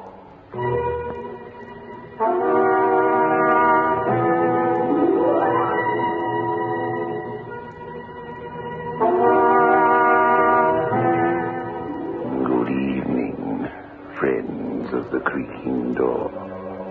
The creaking door is open. So do come in. Why the pause? Listening to the strange noises coming from above. Oh, don't let it worry you. It's merely the articulation of a worried corpse. He finds that he cannot enter into the spirit of the thing.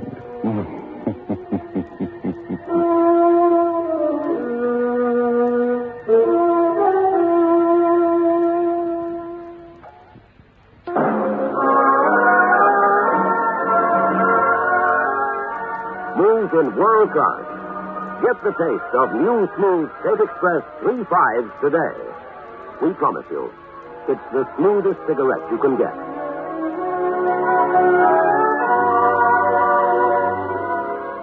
It's a blend that has been perfected after years of constant research by our master blenders.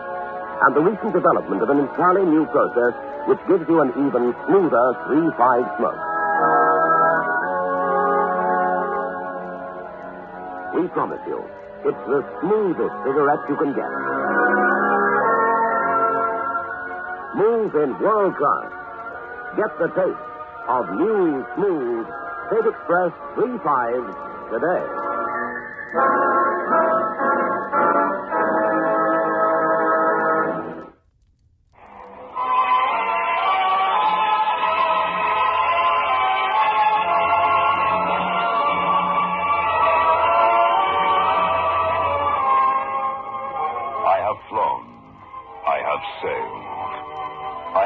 About this world of ours, and ever in search of the finest of its kind, we bring you the tops in spine chillers.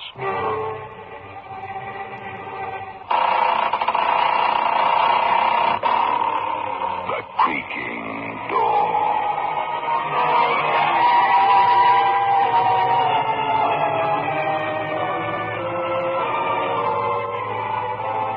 The manufacturers of State Express 3.5 Filter King cigarettes take pleasure in presenting The Creaking Door.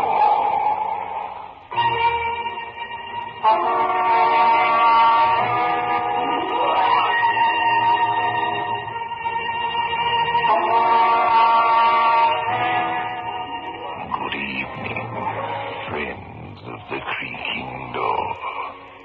The Creaking Door is open, so do come in. It's no use, you know. There's no point in pretending we haven't met before. Remember those horrible dreams?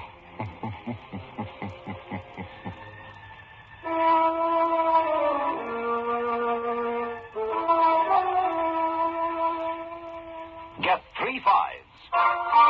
Get the taste. 3.5s by State Express. Get the taste of international success. The taste that's uniquely 3.5s. Only when no expense is spared in its making can a cigarette taste so right, so smooth, so satisfying.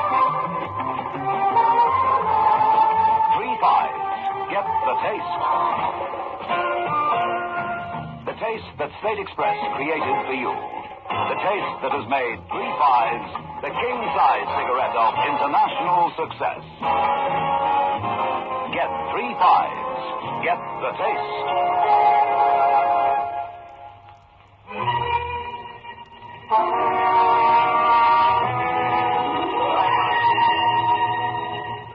In the dim-lit parlor, the old fortune teller and the doctor talk in hushed tones. River noises drift into the room. Dr. Elliot is anxious to leave. His wife waits for him in their car parked outside the squalid house.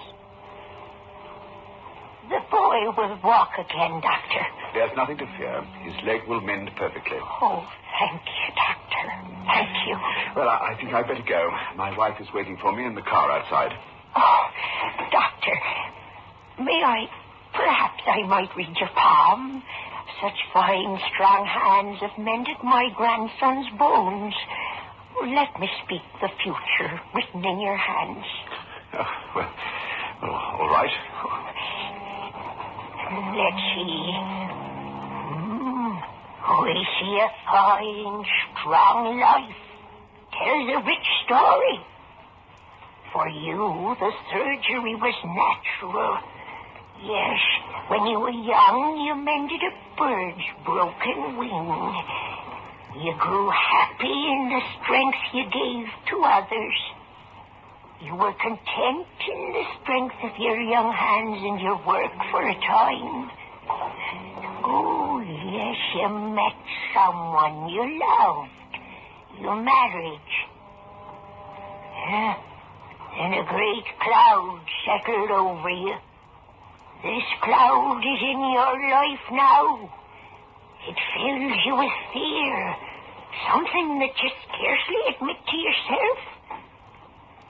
Wait. I do not understand it clearly. It is...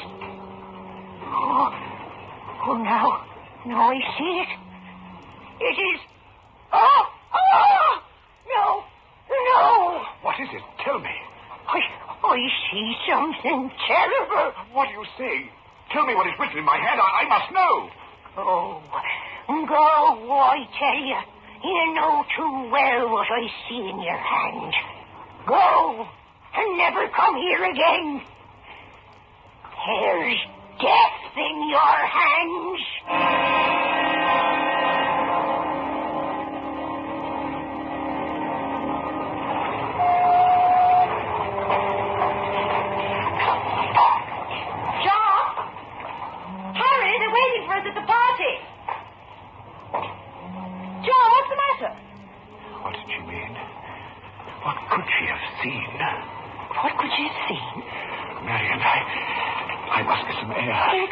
Us, John. Carl Cherney and all his friends. Yes, I knew, Marion.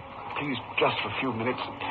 Let's go over to the water there, near the wharf. Oh, John, you haven't been listening to me. Is something wrong? Was everything all right? I can't understand what she meant. What did she see? The gypsy woman. See where, John? In my hands, she saw something horrible written in my palm. She spoke of my childhood, about meeting you, my love of surgery. Everything she saw was the truth. And then suddenly she screamed. She refused to go on, talked of death. Oh, John, don't think about it. The woman was half crazed with fear for her grandchild. John, listen to me. Let's go to the party. Carl Cherney's there. I know he can help. He's just back after years of study abroad, working in the occult sciences. Black magic, palmistry. Perhaps he can... Look at the water, Marion. How tranquil and yet how black it is. Down there. Lean out here. You will see. There. John, are you listening? See those lights flashing on and off down there in the water. Luminous. Each with its shining battery. I don't see anything, John. It must be your imagination. John! John, what are you doing? You didn't push me into the water. I look in your eyes. You might try to push me in to drown me. You will, won't you? I don't know. I don't understand what's happened. I felt an irresistible urge suddenly, and then you scream. I realized how nearly I pushed you over the edge. You talk as though you had no control over yourself, as if you were an automaton, a tool in someone's hands. Someone's hands. Perhaps my own, Marion. Perhaps that's what the gypsy saw. What she wouldn't tell me. Yes, that must be it. Oh, Marion, please try to understand. I don't know what happened just now. I can't even try to explain it. You said before that Carl Cherney was at the party. He's returned here after years of study abroad. Perhaps he could tell me. Perhaps he might know the answer. Tell you what, John? You said he was a student of palmistry. Perhaps then he can tell me what is written in my hands.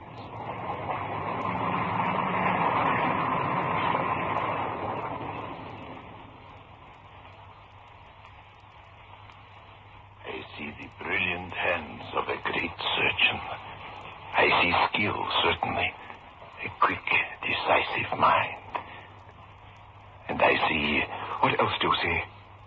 I see also something tragic. Tell me what it is, Trent. I see also death in your hands. Death. That's what it is. Death at my hands. That's what she saw, too, the gypsy. That's why she feared for her grandson's life. It is there, written, enficed, burnt into my hands. Death.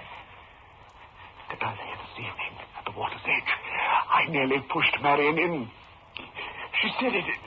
I was an automaton, a tool in someone's vast scheme greater than all of us, driving me, forcing me to fulfill the prophecy written here in these hands. Death!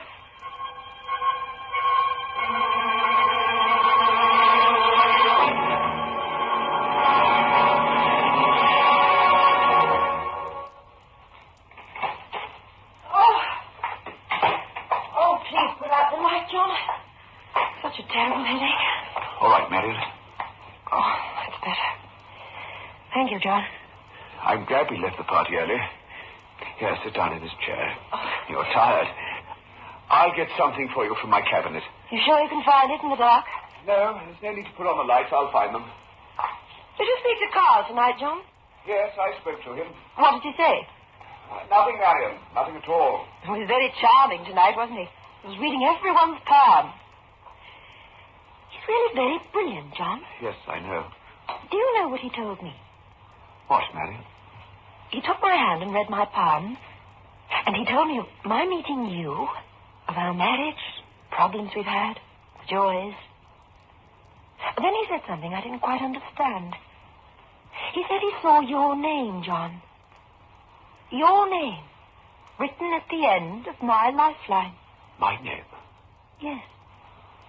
What do you think he meant? Your name written at the end of my lifeline? My name? That means that...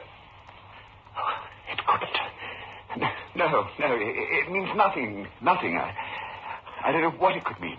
Someone said it meant life together, John. You and I, together until the end. Yes, that must be it. Here, Marion, take this pill. Now, don't think about it. Take this. It'll cure your headache. What is it, John?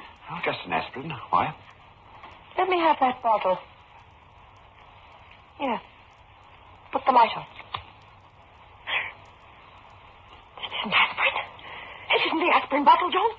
Look at it. It's poison. You were trying to give me poison. No, Marion, no. You were. Oh, get away from me. You were trying to kill me. That's it. You are trying to kill me. You must be mad, John. Twice tonight you've tried to kill me. First down at the walk, you tried to push me in the water, and now this. Marion, I swear to you, I didn't know. Listen to me. Listen to you? No, I'm going. Getting out of here. I've got to get away from you. Anywhere. I'll go away with Carl. He asked me to go with him, but I refused, saying I loved you, wanted to be with you. Be with you? You would murder me. Don't come near me. Don't you dare! Marion, wait! Don't go! Marion! Oh, Marion. Oh, no. Was I trying to kill her? No, not Marion, my wife. Isn't there any other way? I love her. Maybe it doesn't have to be her. Perhaps my name at the end of her lifeline does mean life together. My hands say death, but not her death.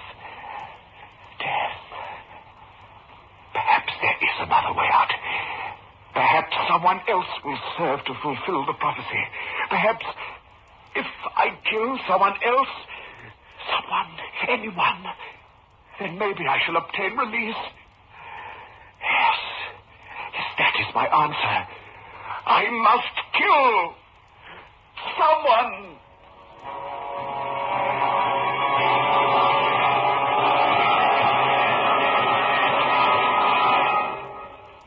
Get 3 5s. Get the taste. 3 5s by State Express. Get the taste of international success. The taste that's uniquely 3 5s. Only when no expense is spared in its making can a cigarette taste so right, so smooth, so satisfying. 3 Fives. Get the taste. The taste that State Express created for you. The taste that has made 3 Fives the king-size cigarette of international success. Get 3 Fives. Get the taste.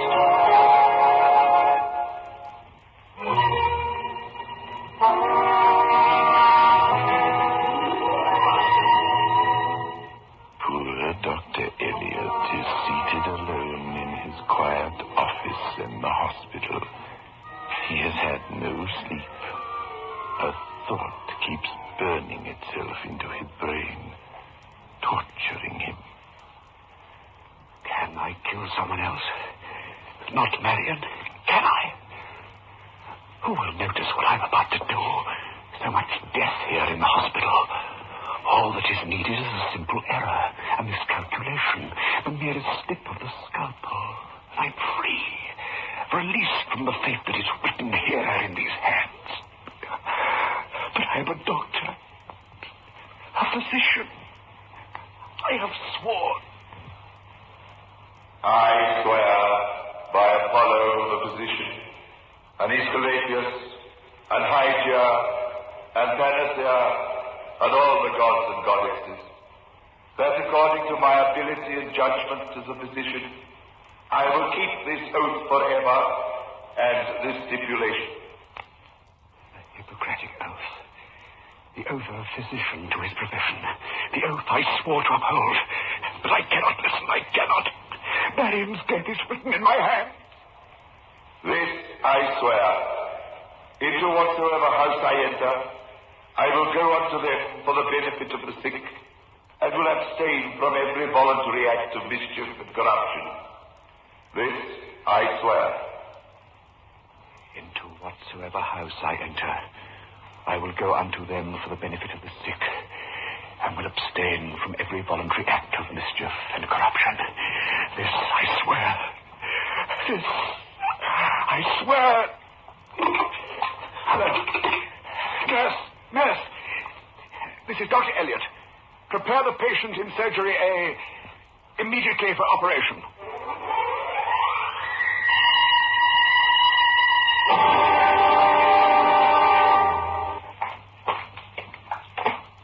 Dr. Elliot? Yes? Brilliantly done, Dr. Elliot. May I congratulate you. That was the most magnificent operation. Thank you, Lowell.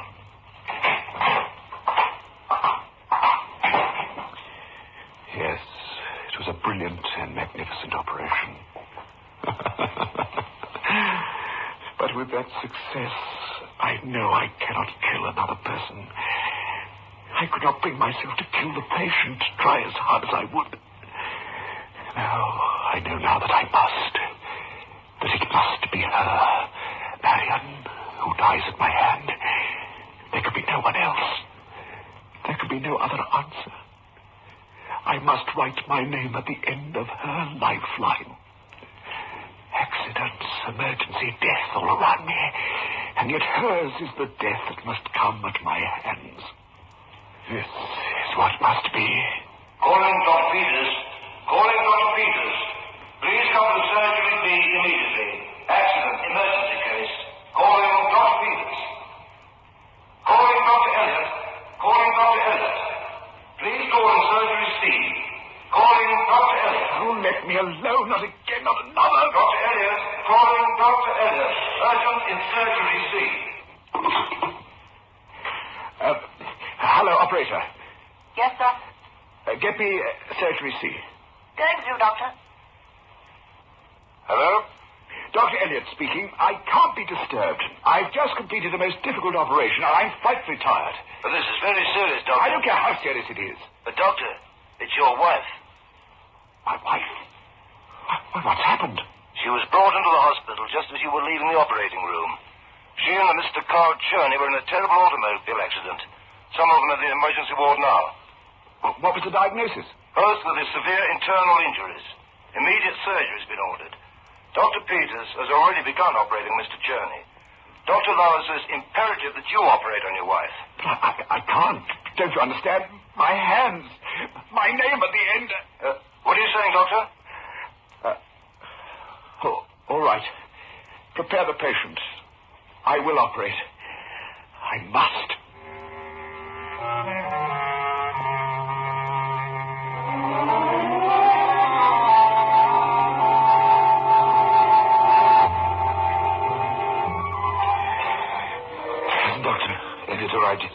Yes, Dr. Lowell. He said he'll be in a moment. But doesn't he realize that this patient's status is most critical? Well, I told him what you said, Doctor. Well, where in heaven's name is he? Doesn't he know his wife is dying? Here I am, Lowell. This patient needs instant operation, Doctor. This patient, as you call her, is my wife. I know that, Doctor. That's why I couldn't understand. I'm sorry, Doctor. Will you begin now? Yes. I will operate. Lowell, you will stay and assist me.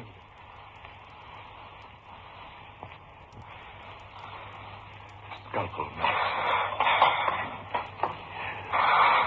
Hemostat, nurse. Clamp off the vessels, Lowell. Wait, Lowell. Wait with the hemostat. Wait.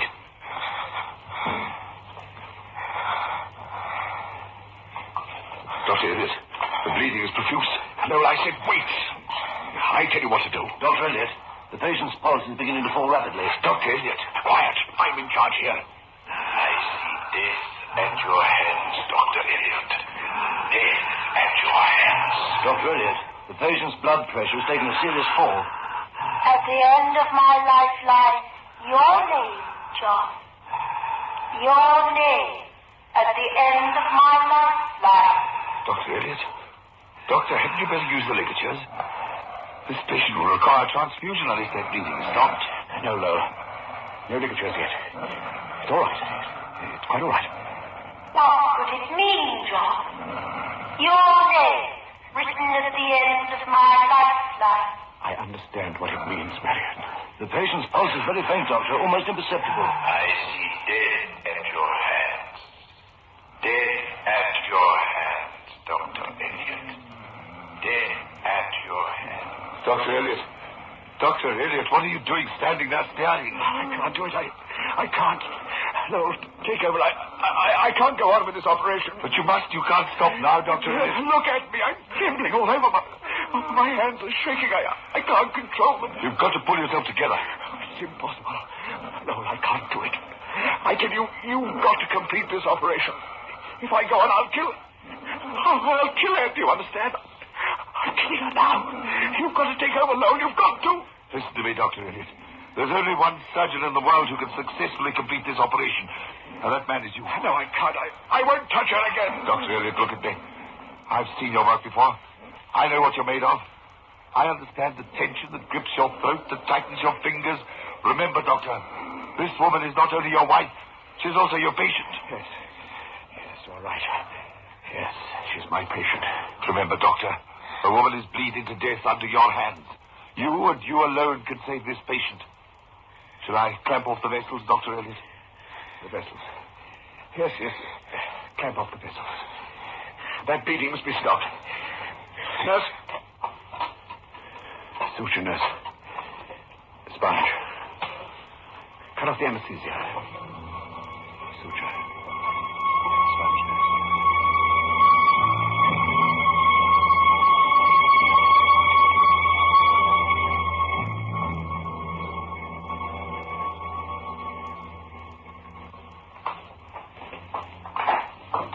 Dr. Elliot, what is it, Lowell? May I say something? I have had the privilege of working with many great surgeons, but sir, that operation and your behavior in that room were the most magnificent I've ever witnessed. Thank you.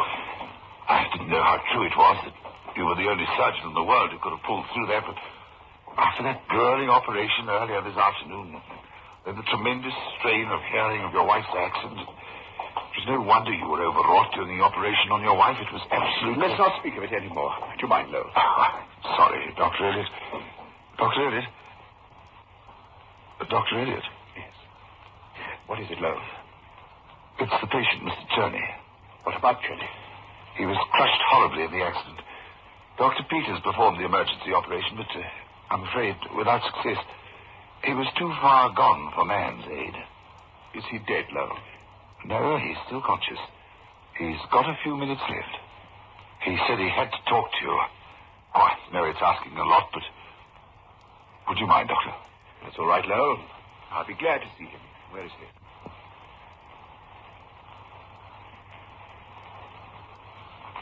You wanted to see me, Johnny.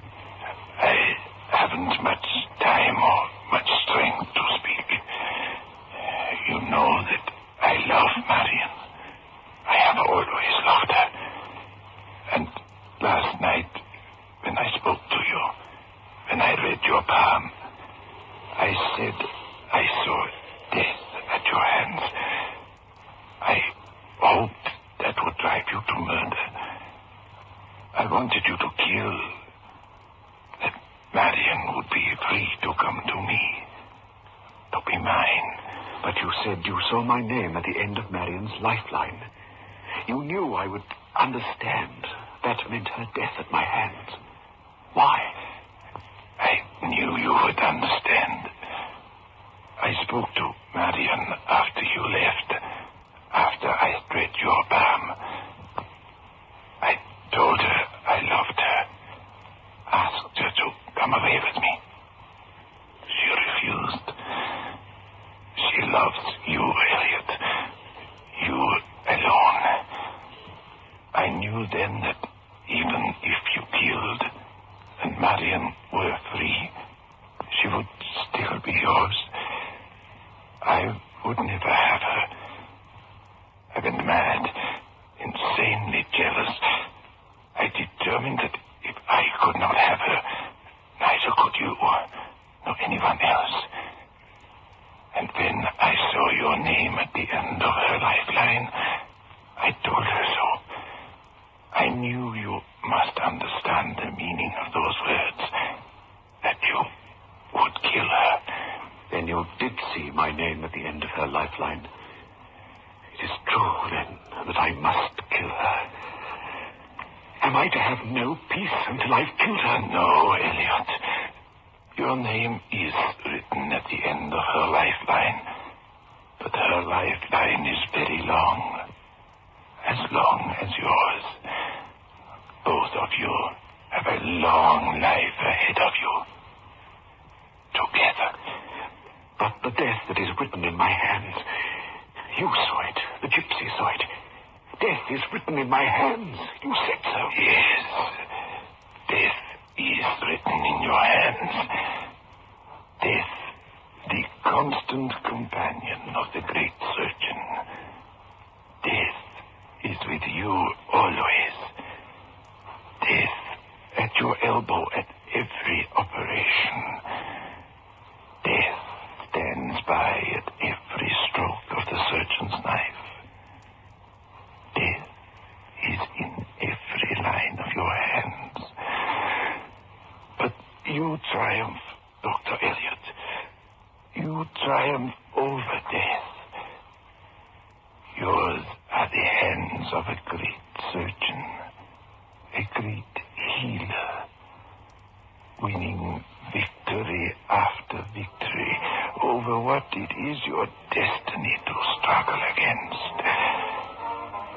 Victory over death.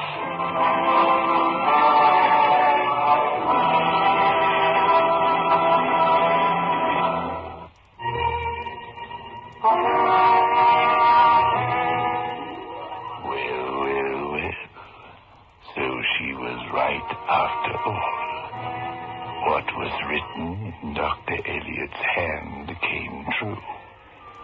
His destiny was a struggle against death, the battle of all great doctors. But what about you?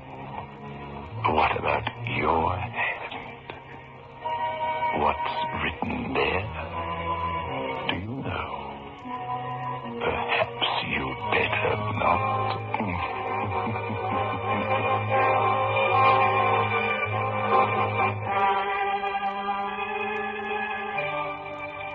Get 3 5s. Get the taste. 3 5s by State Express. get the taste of international success. The taste that's uniquely 3 5s. Only when no expense is spared in its making can a cigarette taste so right, so smooth, so satisfying. 3 5s. Get the taste. The taste that State Express created for you. The taste that has made 3 5s the king-size cigarette of international success.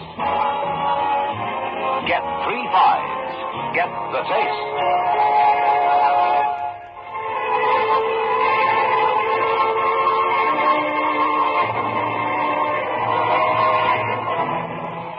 This is your host back again.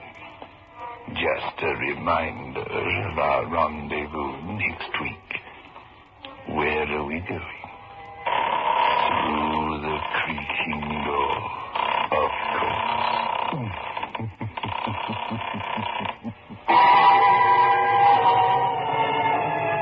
The manufacturers of State Express 3 5 Filter King cigarettes invite you to listen next Saturday at 9 o'clock when they will again present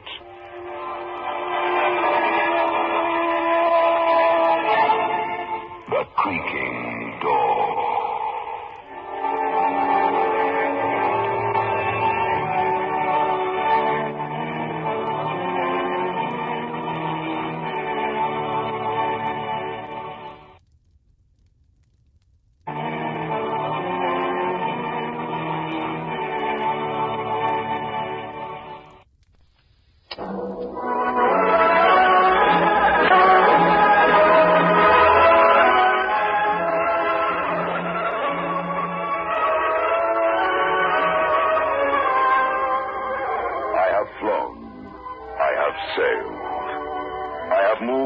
This world of ours, and ever in search of the finest of its kind, we bring you the tops in spine chillers.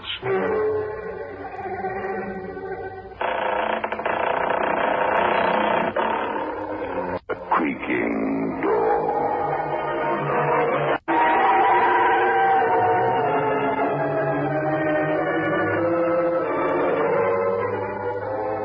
The manufacturers of State Express 3 5 Filter King cigarettes take pleasure in presenting The Creaking Door.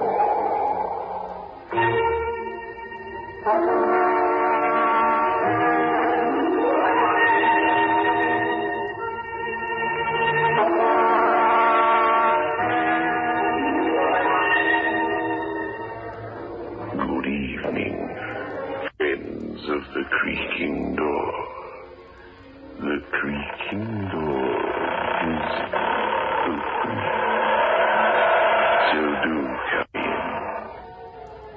Do you subscribe to the view that some of us have power over the life and death of someone else?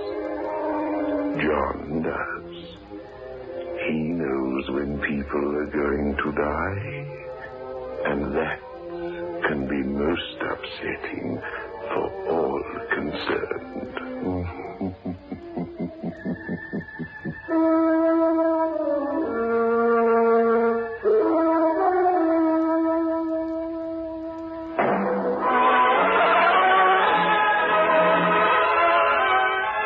Move in world class. Get the taste of new smooth Express 3 5s today. We promise you, it's the smoothest cigarette you can get.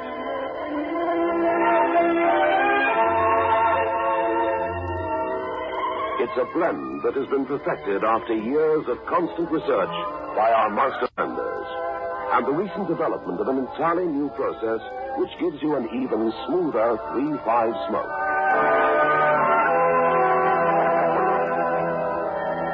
We promise you, it's the smoothest cigarette you can get.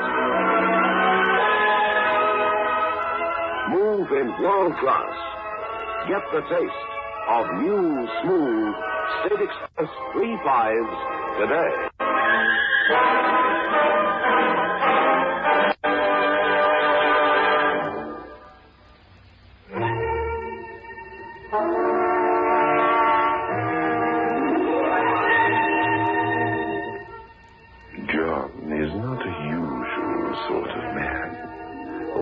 he has a very ordinary sort of name.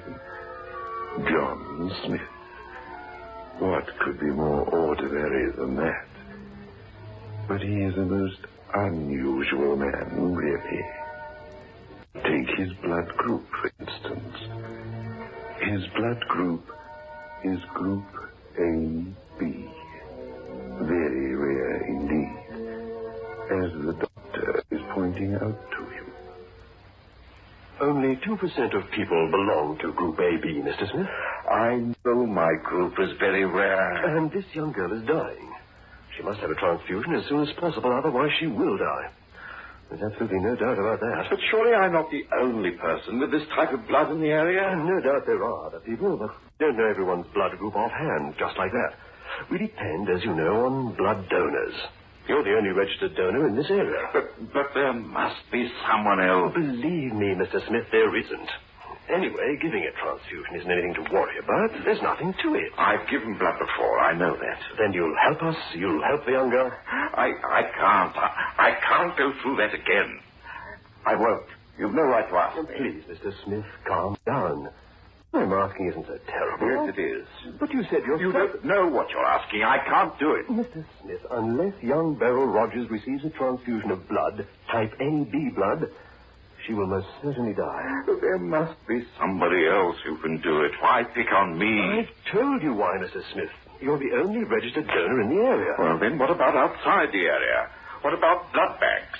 You keep supplies of blood under refrigeration these days, don't you? Our own local supplies of AB blood from the blood bank are exhausted.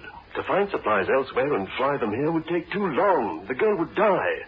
Oh, hang it, old man. All I'm asking you to do is give a pint of your blood. That's all. Not your life. No. That's not what you're asking. And you don't know what you're asking. I can't do it. I can't. Very well. And then there's nothing more I can do. I can't force you, I'm afraid. There is, unfortunately, no law which says that one must give blood. But I hope, Mr. Smith, that you'll be able to live with your conscience after tonight. After this young girl dies because you won't help. And I hope you can face yourself in the mirror each day. It wouldn't be saving her. Don't you understand? It wouldn't. It would be only postponing something which might as well be ended now. This girl's life is already ended. Unless you can find someone else to help. You're the only one, Mr. Smith. I've told you before. You're the only one, her only chance. Then if I'm her only chance, she hasn't got one. You refuse to help? Yes. Mr. Smith, this is a free country. You have every right to say that. You must have a very good reason for letting a young girl go to an untimely death like this. I have. Won't you tell me what it is? You wouldn't believe me. Nobody believes me. I promise. I'll listen with an open mind. You see, the girl's father is waiting outside to hear your decision. I'll have to tell him something. All right. I'll tell you. I'll tell you what's been making my life a nightmare for the last 3 years.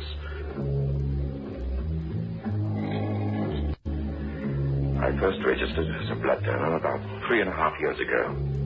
As you said, my group is the rarest. There aren't many donors. But also, there aren't so many people needing transfusions. So it was about 5 months before I was called on to help. He was a young man, Derek Evans. I still remember his name. He'd been badly cut up in a motor accident. They phoned me from this hospital at about 2 a.m. I came along here and gave 2 pints of blood. It saved young Derek's life. At least that's what we all thought. But it didn't save his life, really. It only saved him for a far more horrible death. 2 or 3 days after I'd given the blood, I came along to the hospital to see how he was getting on. By this time, he was sitting up in bed, looking quite well again. I was interested to see the man whose life had been saved by my blood, I suppose. But also, I felt I had to see him. You see, Doctor, my blood was flowing in his veins. Already I felt a strange sort of kinship with him. I sat on the chair beside his bed. I smiled at him.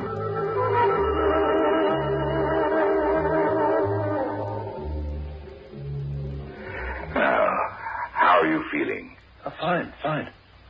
It's funny to think about it, isn't it? What?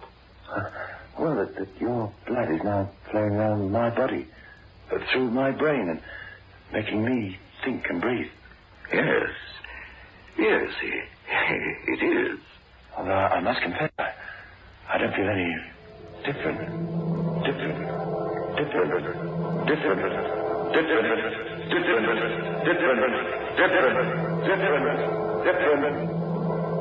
Come on, darling.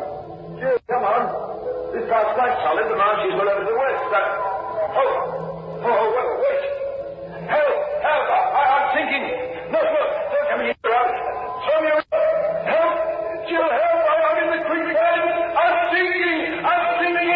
Help!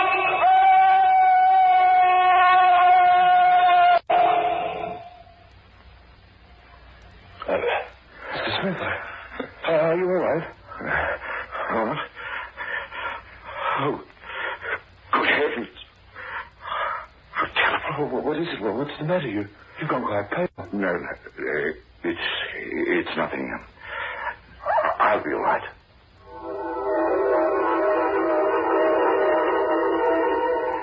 But there was something, and I didn't dare tell him.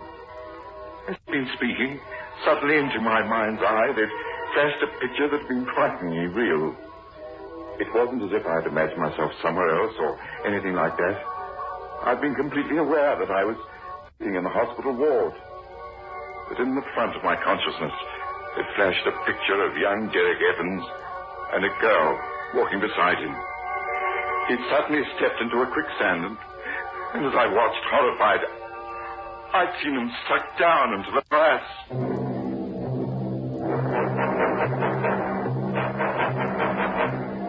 I didn't tell him what I'd imagined. It's not the sort of thing you tell a convalescent patient. But as soon as I could, I made my excuses and left. I tried to put the remembrance of it from my mind, but that night I couldn't sleep. The next morning, I made a phone call to Derek's parents.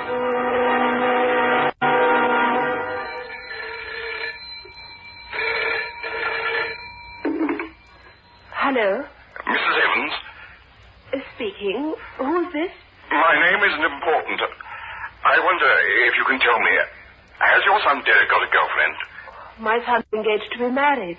Who is this? Please, this is very important. Could you tell me what his fiancée's name is? Really, Please, it's very important. Well, I don't know what business it can possibly be of yours, but her name is Jill.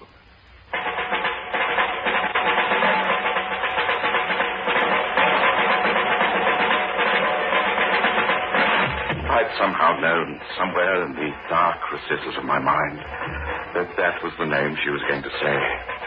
Jill. The name which I'd heard Derek call out in my vision. I was stunned.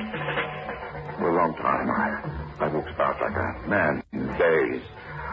Was it possible that the fact that my blood was flowing in his veins had somehow given me the ability to see into Derek's future? It seemed too unbelievable to contemplate. Finally, I decided to return to the hospital and tell him the whole story. It might well be nothing but nonsense, but at least he should be warned, I thought. I phoned to check when I'd be allowed to see him. What name was that again? Evans, Derek Evans. He was in a motor accident. Oh, that Mr. Evans. I'm afraid it will be no use coming to see him, sir. Why not? He was discharged from hospital 2 days ago.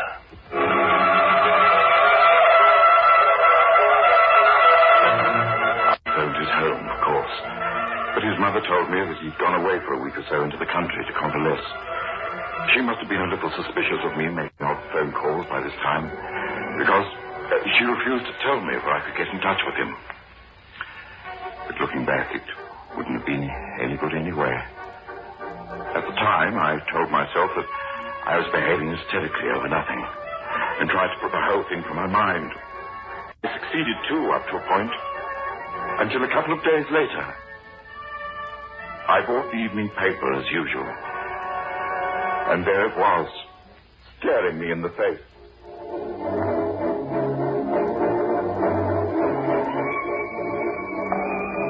A young man, Derek Evans, was drowned today in a quicksand, not far from the village of Lakeside. His fiancée, Jill Worthing, was with him. Escaped unhurt.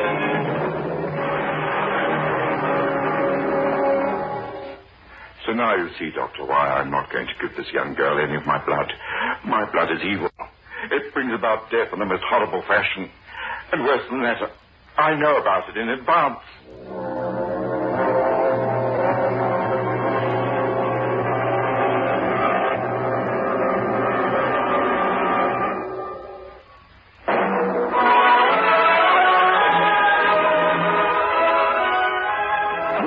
World class.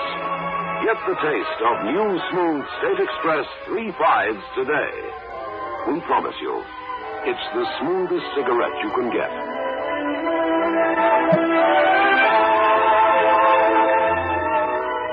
It's a blend that has been perfected after years of constant research by our master blenders, and the recent development of an entirely new process which gives you an even smoother 3/5 smoke.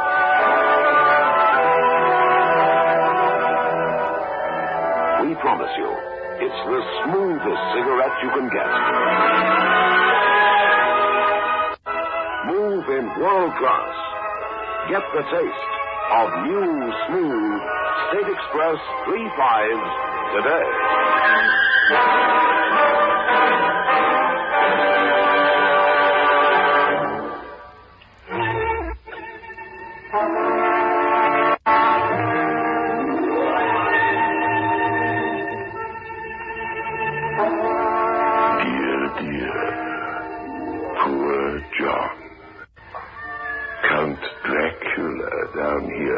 Getting quite restless. He wants John to look into his future by giving him some of his blood, the good old-fashioned way.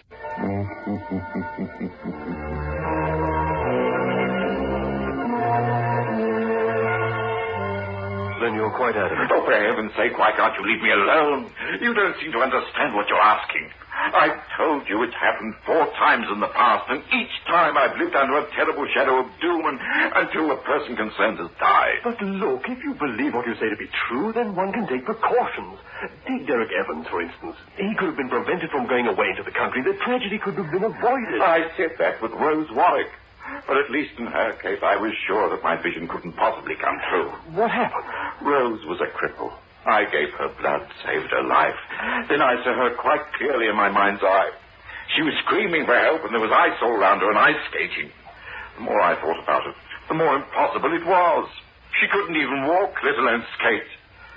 At last I thought this sequence was going to be broken. I should be free. And what happened? She was in a crowded cinema when it caught fire. She died, burnt to death. And the film that was showing was called Winter Wonderland. All about ice skating.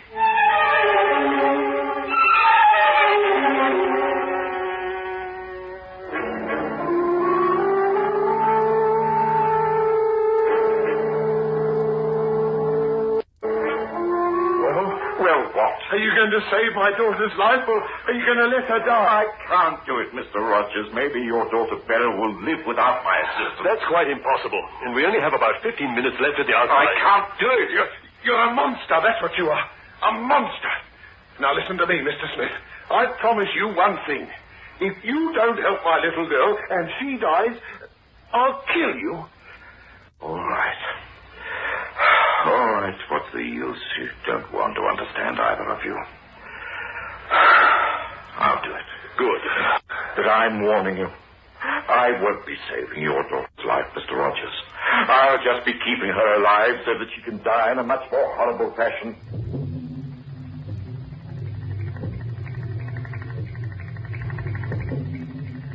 How's the respiration? Normal, Doctor. And Jonah? I'm fine. Don't worry about me. She's already getting some color in her cheeks. All right, nurse, remove the needle. Very well, Doctor. Mr. Smith, I can't thank you enough. Enough. Enough. Enough. Enough. Enough. Enough. Enough. Leave me alone. Don't agitate me. Don't kill me. Please.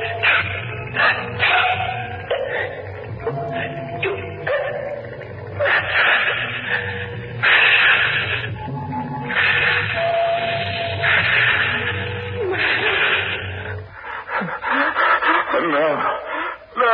Mr. Smith, what is it? It's never happened as quickly as this before. What's the matter?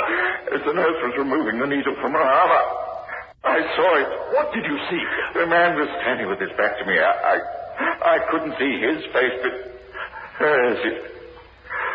It was terrible. Poor girl. What? What did you see? This man had his hands round her throat. He was strangling her. I haven't saved this poor girl, Doctor. She's going to be murdered.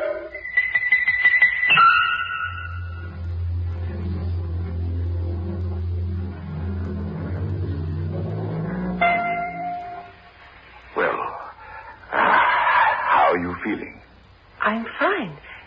Who are you? Oh, I helped you when you were very sick. Oh, you're the man who gave me some blood, aren't you? That's right. It's funny to think about it, isn't it? Your blood being pumped about inside me. It must be nice blood because I'm feeling much better. I'm glad. How old are you, Beryl? 16, nearly 17. When are you leaving hospital? About a week, the doctor said. You will be careful, won't you? You're such a pretty girl. Careful? Oh, what do you mean? Nothing, just be careful. Pray that it doesn't come true this time.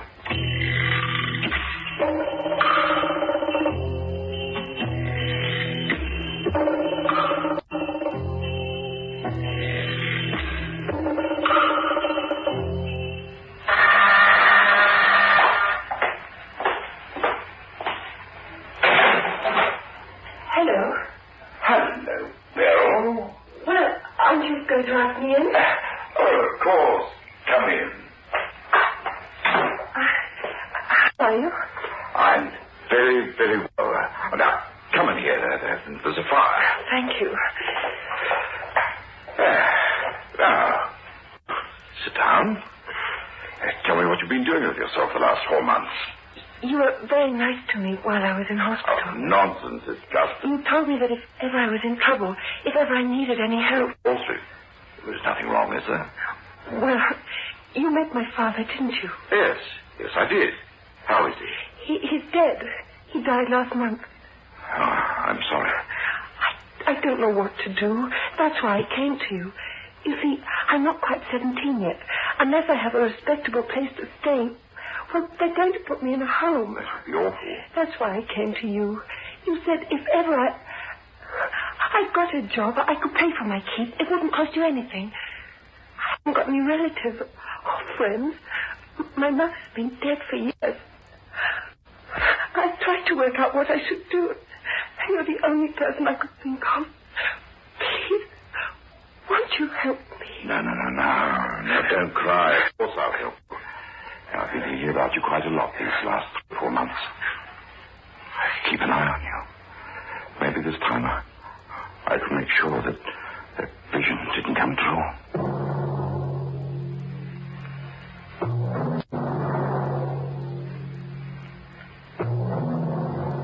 She moved in. I had a big house and there was plenty of room. I've never married, never had a family. And it was wonderful at first. Just having someone to care about and someone who cared about me. There was nothing else in it but that. I know what people have been saying, but that was nonsense. She was like a daughter to me, the daughter I'd never had. And she brought my home. In the start, I didn't trust him. He was too cocky, too confident. And he was evil.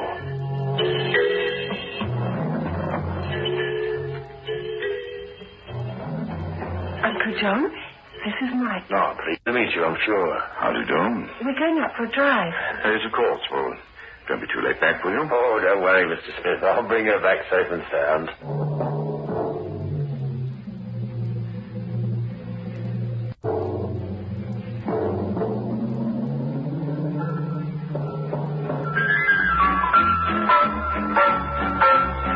Hello, I think it's time you went to bed. I'll see you in the morning.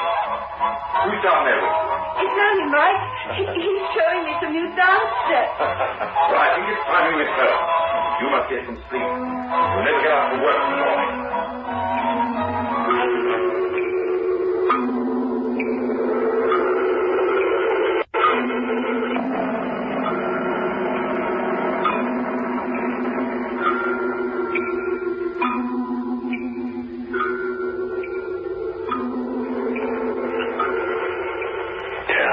Just another little kiss. I ought to go in. He'll be waiting up for me like he'll do. What do you worry about him for? He's not your father. He's been very good to me. Well, I've been good to you, haven't I? Why don't you and me go away for a few days, eh? Go away? Oh, what do you mean? Oh, nothing wrong, but we can have a ball, just you and me. Get away from this guy Smith telling you what to do all the time, what time to come in, who to go out with. What about it? He's not going anywhere with you. Now, come on in, Bill. Get to bed. You're not to see this man again. Yeah, wait a minute. You heard me, Bill. Now, come in. I'd better go, Mike. Good night. Well, I'll see you tomorrow. Oh, no, you won't. I'll see that you have nothing more to do with her. Now then, what's the meaning of this? I behave like a respectable person. In that case, it's time I left. What are you talking about? I'd pack my bags and go. Mike will look after me.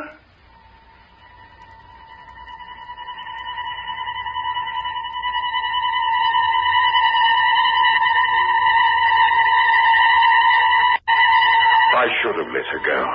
She wasn't really my responsibility. But a nagging voice inside said that if I allowed her to leave, this Mike was going to strangle her. It had always been true before. I had to make sure it didn't come true this time. I had to. I raced up the stairs after her and threw open the door of her room. She had an open suitcase on the bed and was throwing clothes into it.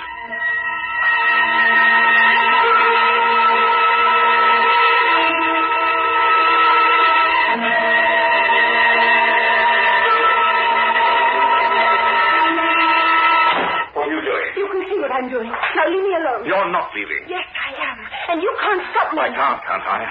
I'll see you do as I tell you, you little tramp. I'll see that you don't get murdered. I'll save you in spite of yourself. Please leave me alone. Stop choking me. Take your hand, please. You murderer.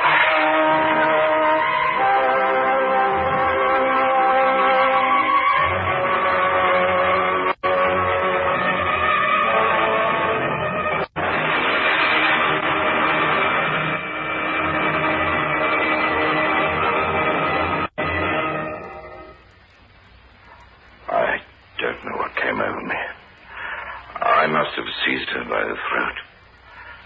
I don't remember any more till she was lying at my feet. She was dead. My vision had come true again. She'd been murdered just as I'd seen. And now I knew why the figure whose back I'd seen had been vaguely familiar. It had been me I'd seen commit murder. All right, Sergeant. Take him away. I only hope the judge believes your story, Smith, because I don't.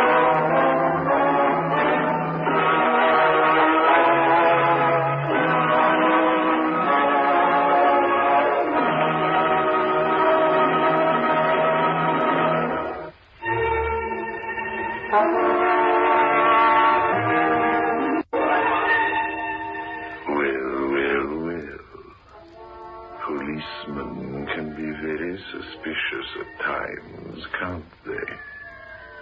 Anyway, don't worry too much. We'll make John Smith very cozy down here. I'm sure he'll find that he has a few blood brothers, in fact.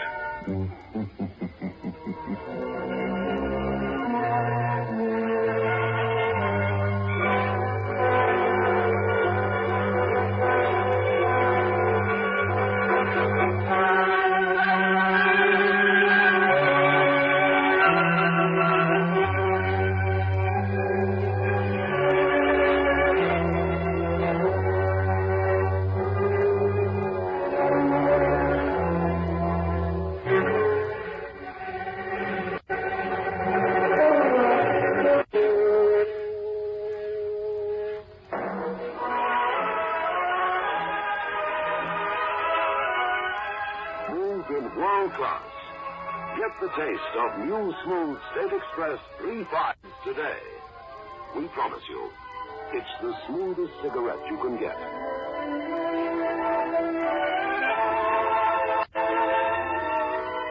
It's a blend that has been perfected after years of constant research by our master blenders. And the recent development of an entirely new process which gives you an even smoother 3.5 smoke.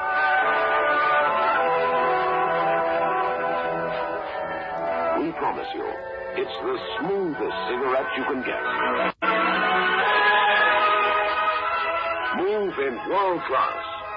Get the taste of new, smooth State Express 3.5s today.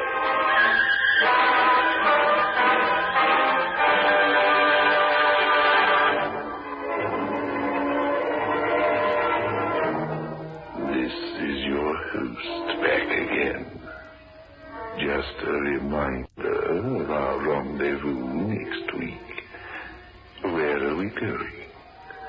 Through the creaking door, of course.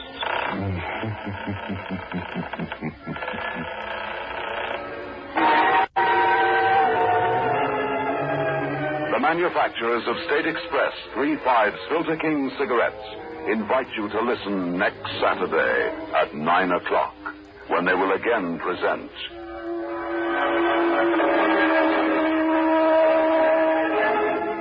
The Creaking Door.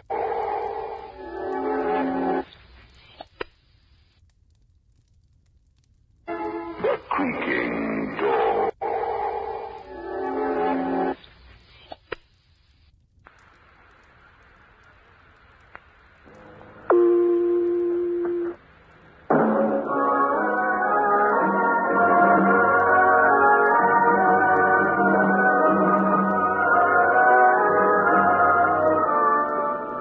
I have flown. I have sailed. I have moved about this world of ours. And ever in search of the finest of its kind, we bring you the tops in spine chillers.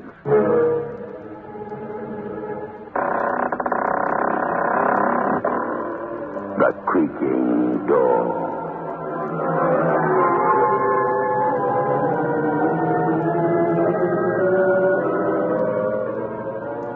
The manufacturers of State Express 3.5 Filter King cigarettes take pleasure in presenting The Creaking Door.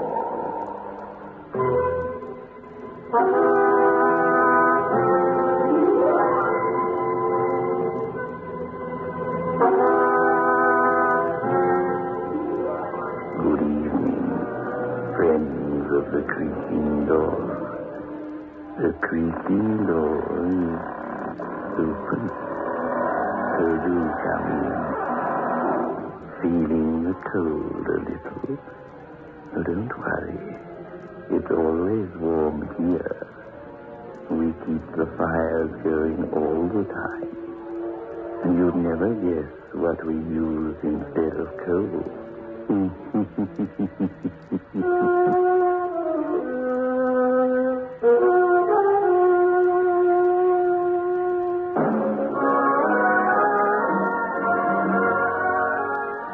Smooth in world class.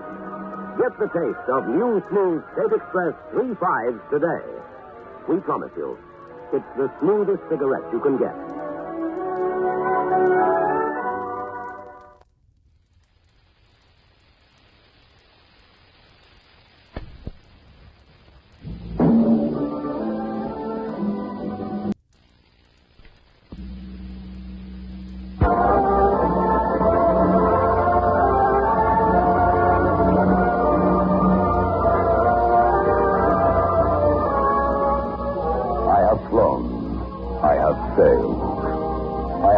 about this world of ours, and ever in search of the finest of its kind, we bring you the tops in spine chillers.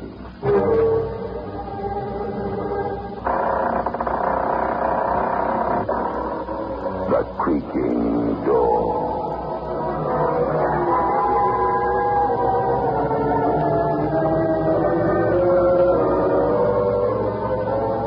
The manufacturers of State Express 3/5 Filter King cigarettes take pleasure in presenting The Creaking Door.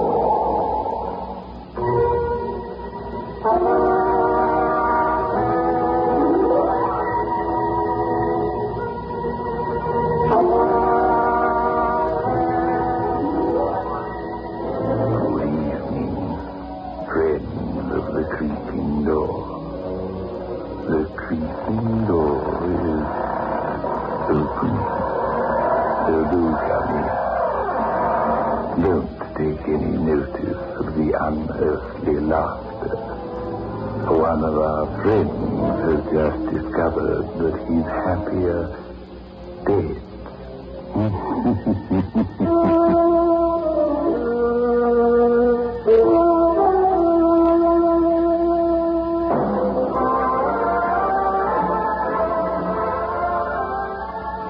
In World Class.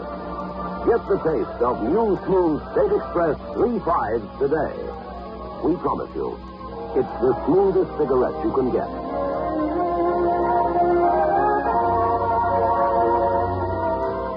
It's a blend that has been perfected after years of constant research by our master blenders, and the recent development of an entirely new process which gives you an even smoother 3/5 smoke. We promise you, it's the smoothest cigarette you can get. Smooth in world class. Get the taste of new, smooth State Express 3/5 today.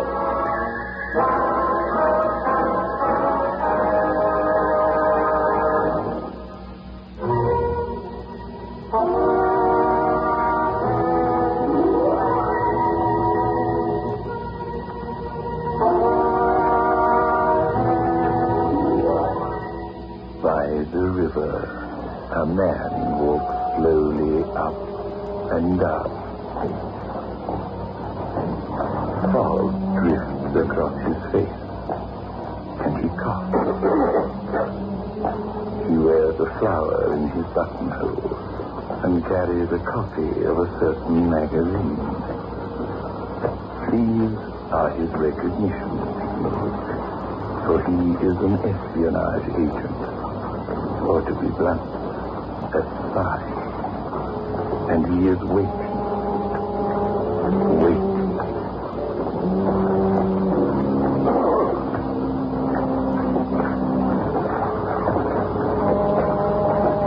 Hello. Can you tell me the way to the public library? Yes, but they won't be open yet. Good. That's the recognition signal agreed on. My code name is Tanya. You are Igor? That is so, isn't it? Yes, I'm Igor. Your meeting is on at the Blue Moon Restaurant. Come on. There I saw someone I've not seen for many years. Well, was he in the profession? Yes, but one here of rumors. It was Boris Ilyenko. So, you saw Boris Ilyenko. That is most entertaining. What do you mean? Come into the restaurant. We can discuss it with Ivan. He will be highly amused.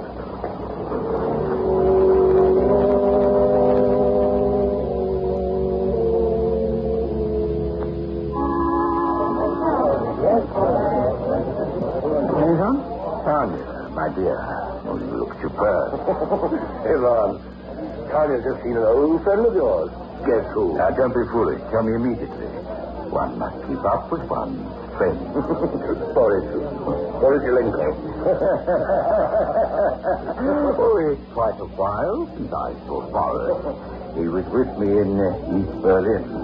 There was nothing wrong with him apart from the fact that he was dead. Dead? Yes, my little one. It was at the time when Harry Kane defected. Our cover was blown. The group was exposed, and the East German police dealt with Boris Ilyenko. It was expedient that he be eliminated as one of Kane's closest friends. Are you sure? I know Boris well. Did you speak to him? Well, of course not. He might have been on duty, but does not approach another agent with a gay laugh, my friend. But I'm sure it was Boris. I'm not studied recognition, the way he walks, the trick of the head on the shoulders, the way the cigarette droops from his lips. Besides, he recognized me. He gave me a tiny wink. You know, just a flicker of the eye. Any man will wink at a pretty girl. No, I saw him shot. You're mistaken. If I am, then I've seen a ghost. I wonder if there are such things. Let us rather discuss the business that brought us here. I should not like to meet the ghosts of some of the people I knew in the past. Remember, Boris, the huge hand, the way he handled a pistol, other things about him. He was an eliminator himself at one time. No, I should not like to meet his ghost. Well, a ghost cannot strangle or stab or shoot. Ghost is not material. I've never seen one myself, but I do not entirely disbelieve in their existence. However, the business. We're concentrating on the mobilization plans for the Eastern Army, you know. Igor, it is your task to undermine and subvert government servants of the lower grade. You know your business, and I wouldn't presume to discuss this with you or give you orders. Very well, I should handle it. Tanya, I have an immediate job for you. You'll act only as courier. I want you to go from here to the Grand Concourse Hotel, room 76, and contact Alexei. You know him, of course. Yes, I've had the pleasure of working for Alexei before. He'll give you a packet of papers to bring here. You'll knock on the door with the usual recognition signal. He will admit you immediately. And when I have the papers? He will take them to the station and board a train that Alexei will name. Understood? Yes, perfectly. I shall see you both later.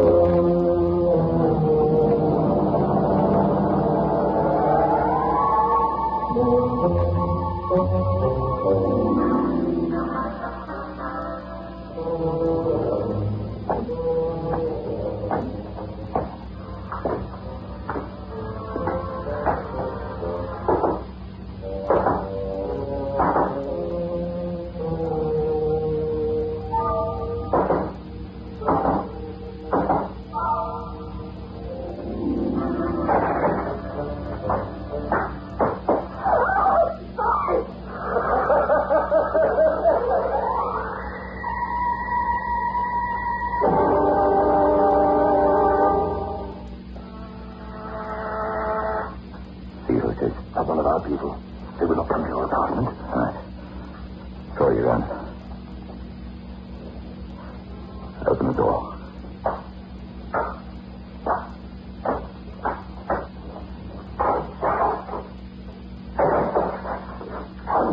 Tanya, I thought you knew better than to come here. No, Alexis dead. Shot? No, I talked to the doctor. He died of a coronary occlusion, a heart attack. But the doctor said he thought that Alexei had died of fright. It would take a great deal to frighten Alexei, my dear. Boris was there. What utter nonsense. I saw him, as big and ugly as ever, filled with that huge, terrible laugh. Go to your hotel, Tanya, immediately. I shall telephone you. Very good. I shall stand by for orders. A moment, little one. Did Boris say anything to you? I'm ashamed to say that when I saw him and heard him laugh and saw the contorted face of Alexei, I fainted. Foolish of me. Not at all. It's very understandable. The shock must have been severe. Now go to the hotel, Tanya, and wait. I must have advice. Although what the committee will say when I tell them we're being haunted, I don't know. I must have time to think. Very well. Good night.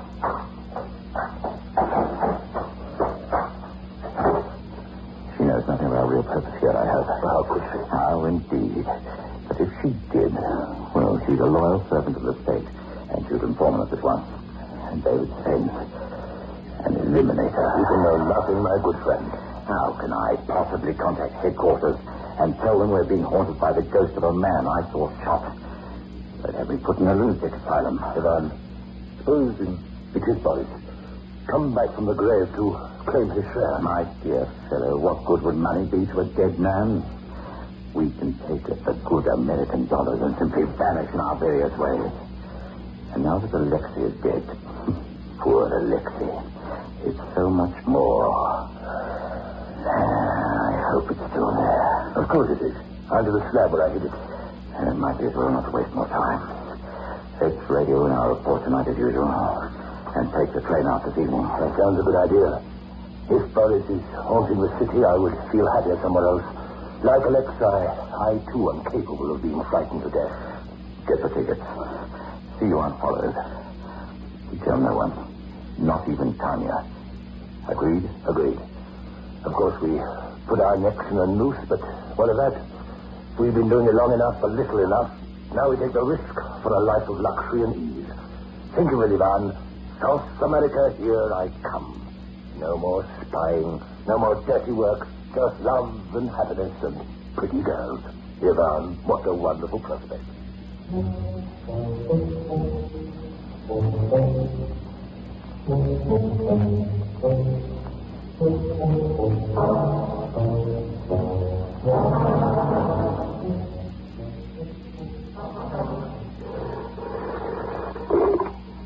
Yes? Miss Westhouse? Yes, this is Miss Westhouse. There's a gentleman down here wants to see you. Shall I send him out? Thank you. Send him out.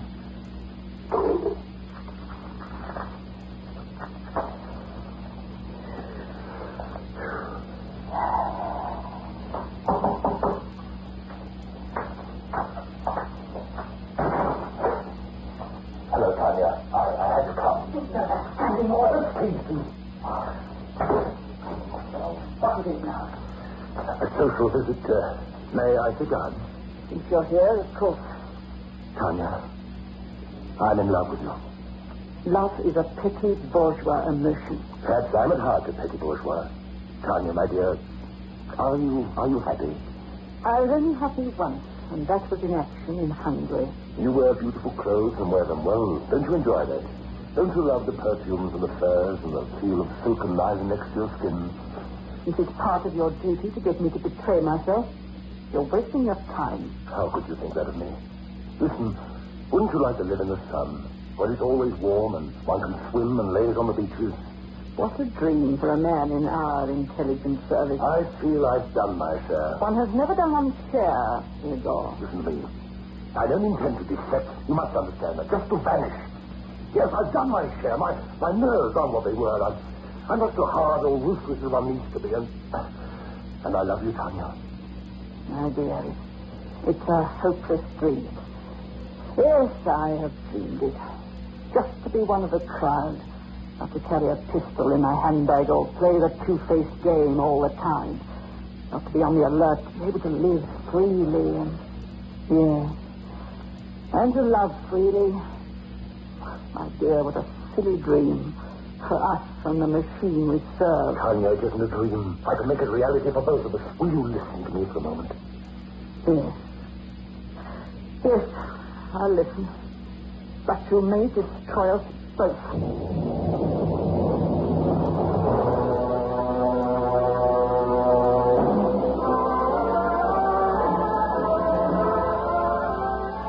News in world class. Get the taste of new smooth State Express 3.5 today. We promise you, it's the smoothest cigarette you can get.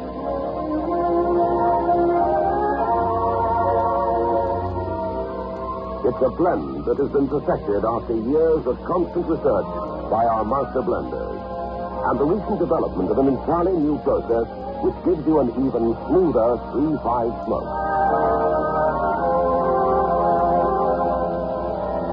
We promise you, it's the smoothest cigarette you can get. Smooth in world class. Get the taste of new, smooth State Express 3.5 today.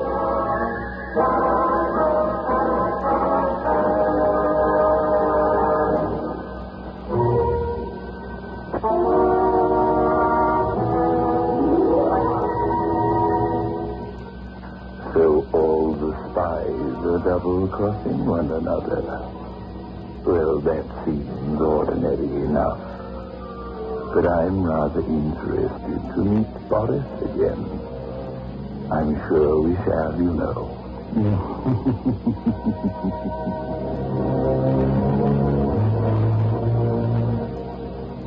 Tanya, I must tell you what I had in mind. First, this hotel room could conceal a microphone. No, I picked it at random. There was a man named Harry Kane. He was our agent, and he defected. We had to close down our ring in Berlin and move east quickly. Boris Ilenko, he headed the ring then. Yes. But we had a small fortune in American dollars for the usual purpose of subversion and to pay our agents and saboteurs. Of course. It was lost when your car turned over and burned. I remember the inquiry. You rushed the Czech border and the guards fired. The car went out of control. You were all cleared. We didn't lose the money, Tanya. We hid it. Here, in the city. That's treason. That's treason. A word is a word is a word. Yes, I suppose we were traitors and thieves, but who missed the money after all? There were millions more to draw on. But that was dishonest. Very well, I admit it. My dear little flower of the Scotland, I am a spy. Do you think everything I have done is smell as sweet as your exquisite perfume? It was done for your country. It was your duty. It was done at the order of a Piccadilly's fools of commissars who didn't even believe the good, the reliable information we gave them. Tanya, will you come with me? It's all right. I don't know. We'd never get away with it. They'll find us wherever we go. Agents do disappear. They know nothing of the money. Beloved, say you'll come. I did work out to the last detail. We leave by tonight's train across the continent. What about his own? His arm is supposed to come along. Supposed to? Oh, let him have his share and let him come. I've had enough of double dealing, enough of murder. Yes. If we need to escape, to begin all over, then let us start with clean hands, my dear. I'll get the ticket then. Wait for me here.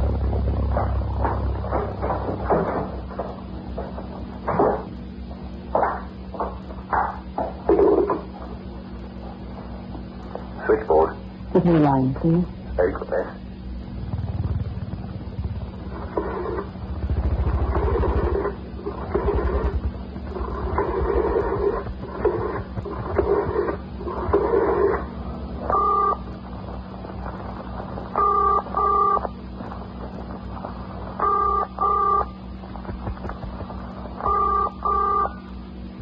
Who is it? Sandy here. Madame? Speaking. You've all plans to be fixed, I'm sure of it. It's only a pack of lies about hidden money, but I can see his little game is on.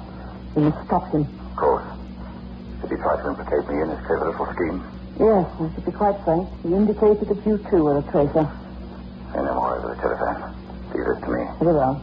I must, of course, make a separate report for headquarters. Of course. If you write it now, I can encode it and send it over here tonight. Very well. I'll start now. Excuse me, Ron. There's someone at the door. Goodbye till I bring the report.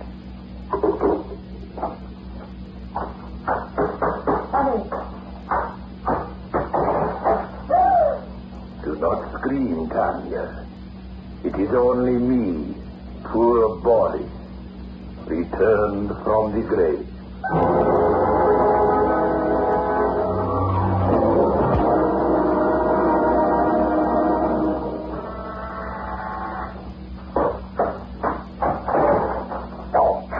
Hopeless idiot. I have the ticket. Yes, a one-way ticket to death, that's what you have. You went straight from here to Tanya, didn't you? I love Tanya. She loves me. You can't stop it. Poor fool. Why should we not have a chance of having this together? Blundering idiot. She's a conditioned and dedicated party member. She got through to me immediately to report your defection. I refuse to believe it. She demands that a report be sent through to headquarters tonight. Tonight! Oh, no. Not Tanya. When will you come to your senses? All right. I believe you. I'm betrayed. I'm a self-deceiver, a fool, an idiot. Betrayed me, too. And what can we do? There must be some way out. She will come here with her report. She must never leave. Do you understand? Oh, but I couldn't.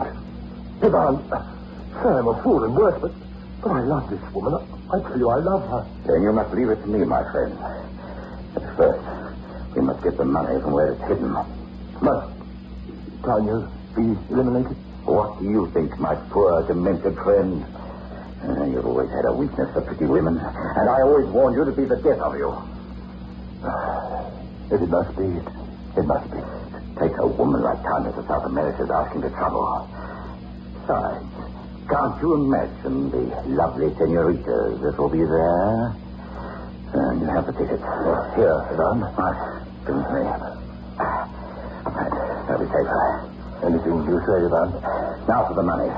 It's in the cathedral. I ducked in as though I intended to pray. The stones were worn and old, and it was simple to pry one up. Nobody saw me, I'm sure of that. Right. Fix the offer.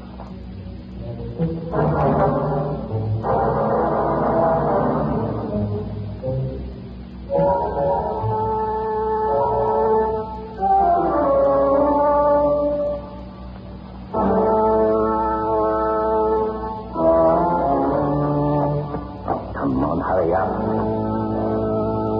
My top friends any moment.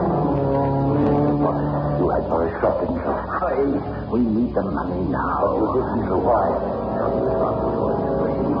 You never got through with it. That time I gave it a diversion time. So I had a word with the police and they opened fire. The machine gun at just the right moment. Now hurry, will you? Here's the gun. Give me that tile lever with open car.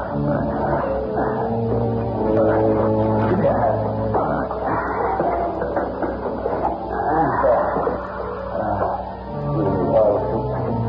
Lovely American lovers. Come on, back with the sun. Now, let's go. Quick, get out. I know that's out anyway. I can't shoot a lock. I can't shoot a ghost. Ah, my little one, my children. It is only poor body back from the grave.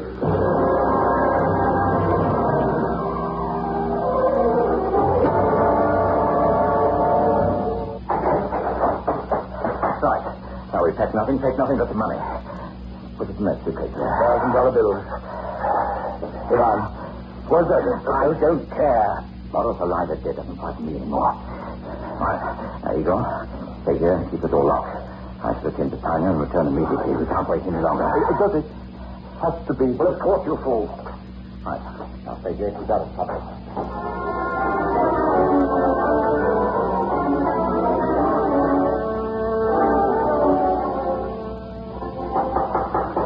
Who's it?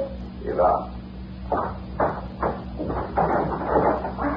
I'll talk to you. I suppose someone had seen you. Suppose you're being followed. Let me pretty call in love with you. But I love you and have loved you for so long, dear Yvonne. It's time. Listen, tonight we escape. Eagle must go. Go to the station and wait. I'll be there by train time.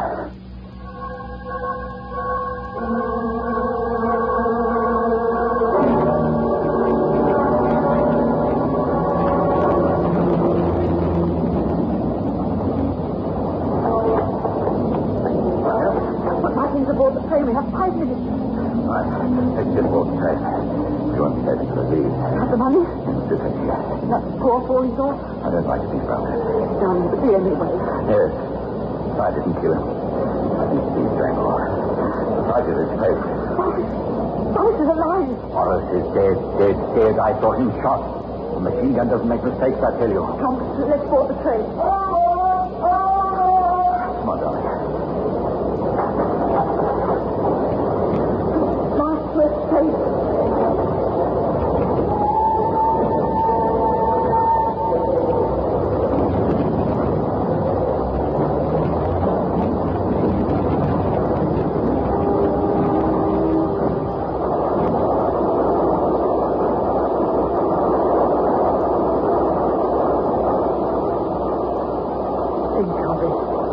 No more strain, no more wonder.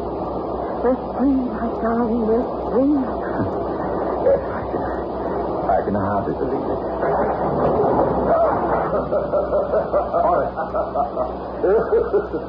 That's near me. You're dead. Dead. No, comrade. I am very much alive. It was an elaborate comedy I staged for your benefit with the help of the East German police. You traitorous, murdering swine. I can explain the whole thing. I'm sure you... I'm afraid you will not. When they come to call you, they will find there has been a trap. 2 star-crossed lovers, who have chosen to die rather than be retired. I shall write a charming little note. Boris, I have a gun trained on you from my pocket. I did not intend to murder you. In my case, it would have been a judicial execution. But I have something very interesting to tell you, little one. So don't shoot, Boris. I do have a gun. I merely wish to give you a little information. All those lovely dollars you have stolen, it is all counterfeit money. What? Don't you know that? You're lying. Then wait until you try spending them, my friend. You're right to me. That is all I have to say. If you really think I was a ghost, little Tanya, now put the guns away. I have alerted the police and informed them that you are spies. They will take you off the train. Let them go after you at once. A suitcase full of counterfeit dollars should get you 10 years in jail at least, huh? Ivan? You played the ghost too long, Boris, to change your role now. Here. I never thought that you could do it. We're finished, Ivan. No South American sunshine, no future. No place for us except prison cells. Tanya. Perhaps Boris has the best of it after all. There's a saying in our language, Ivan, that we would do well to remember. They say that death is the only reality. Goodbye, Ivan.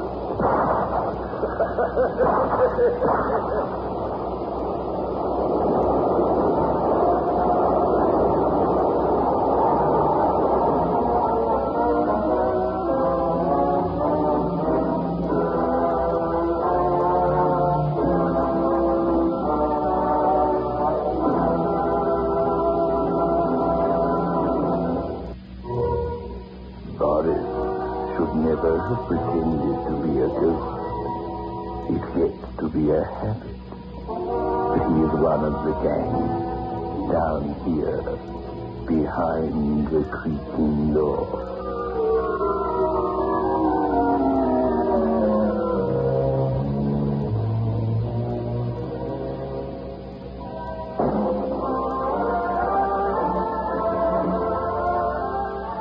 Smooth and world class.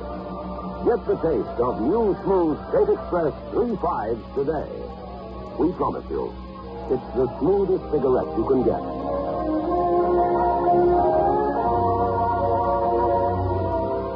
It's a blend that has been perfected after years of constant research by our master blenders.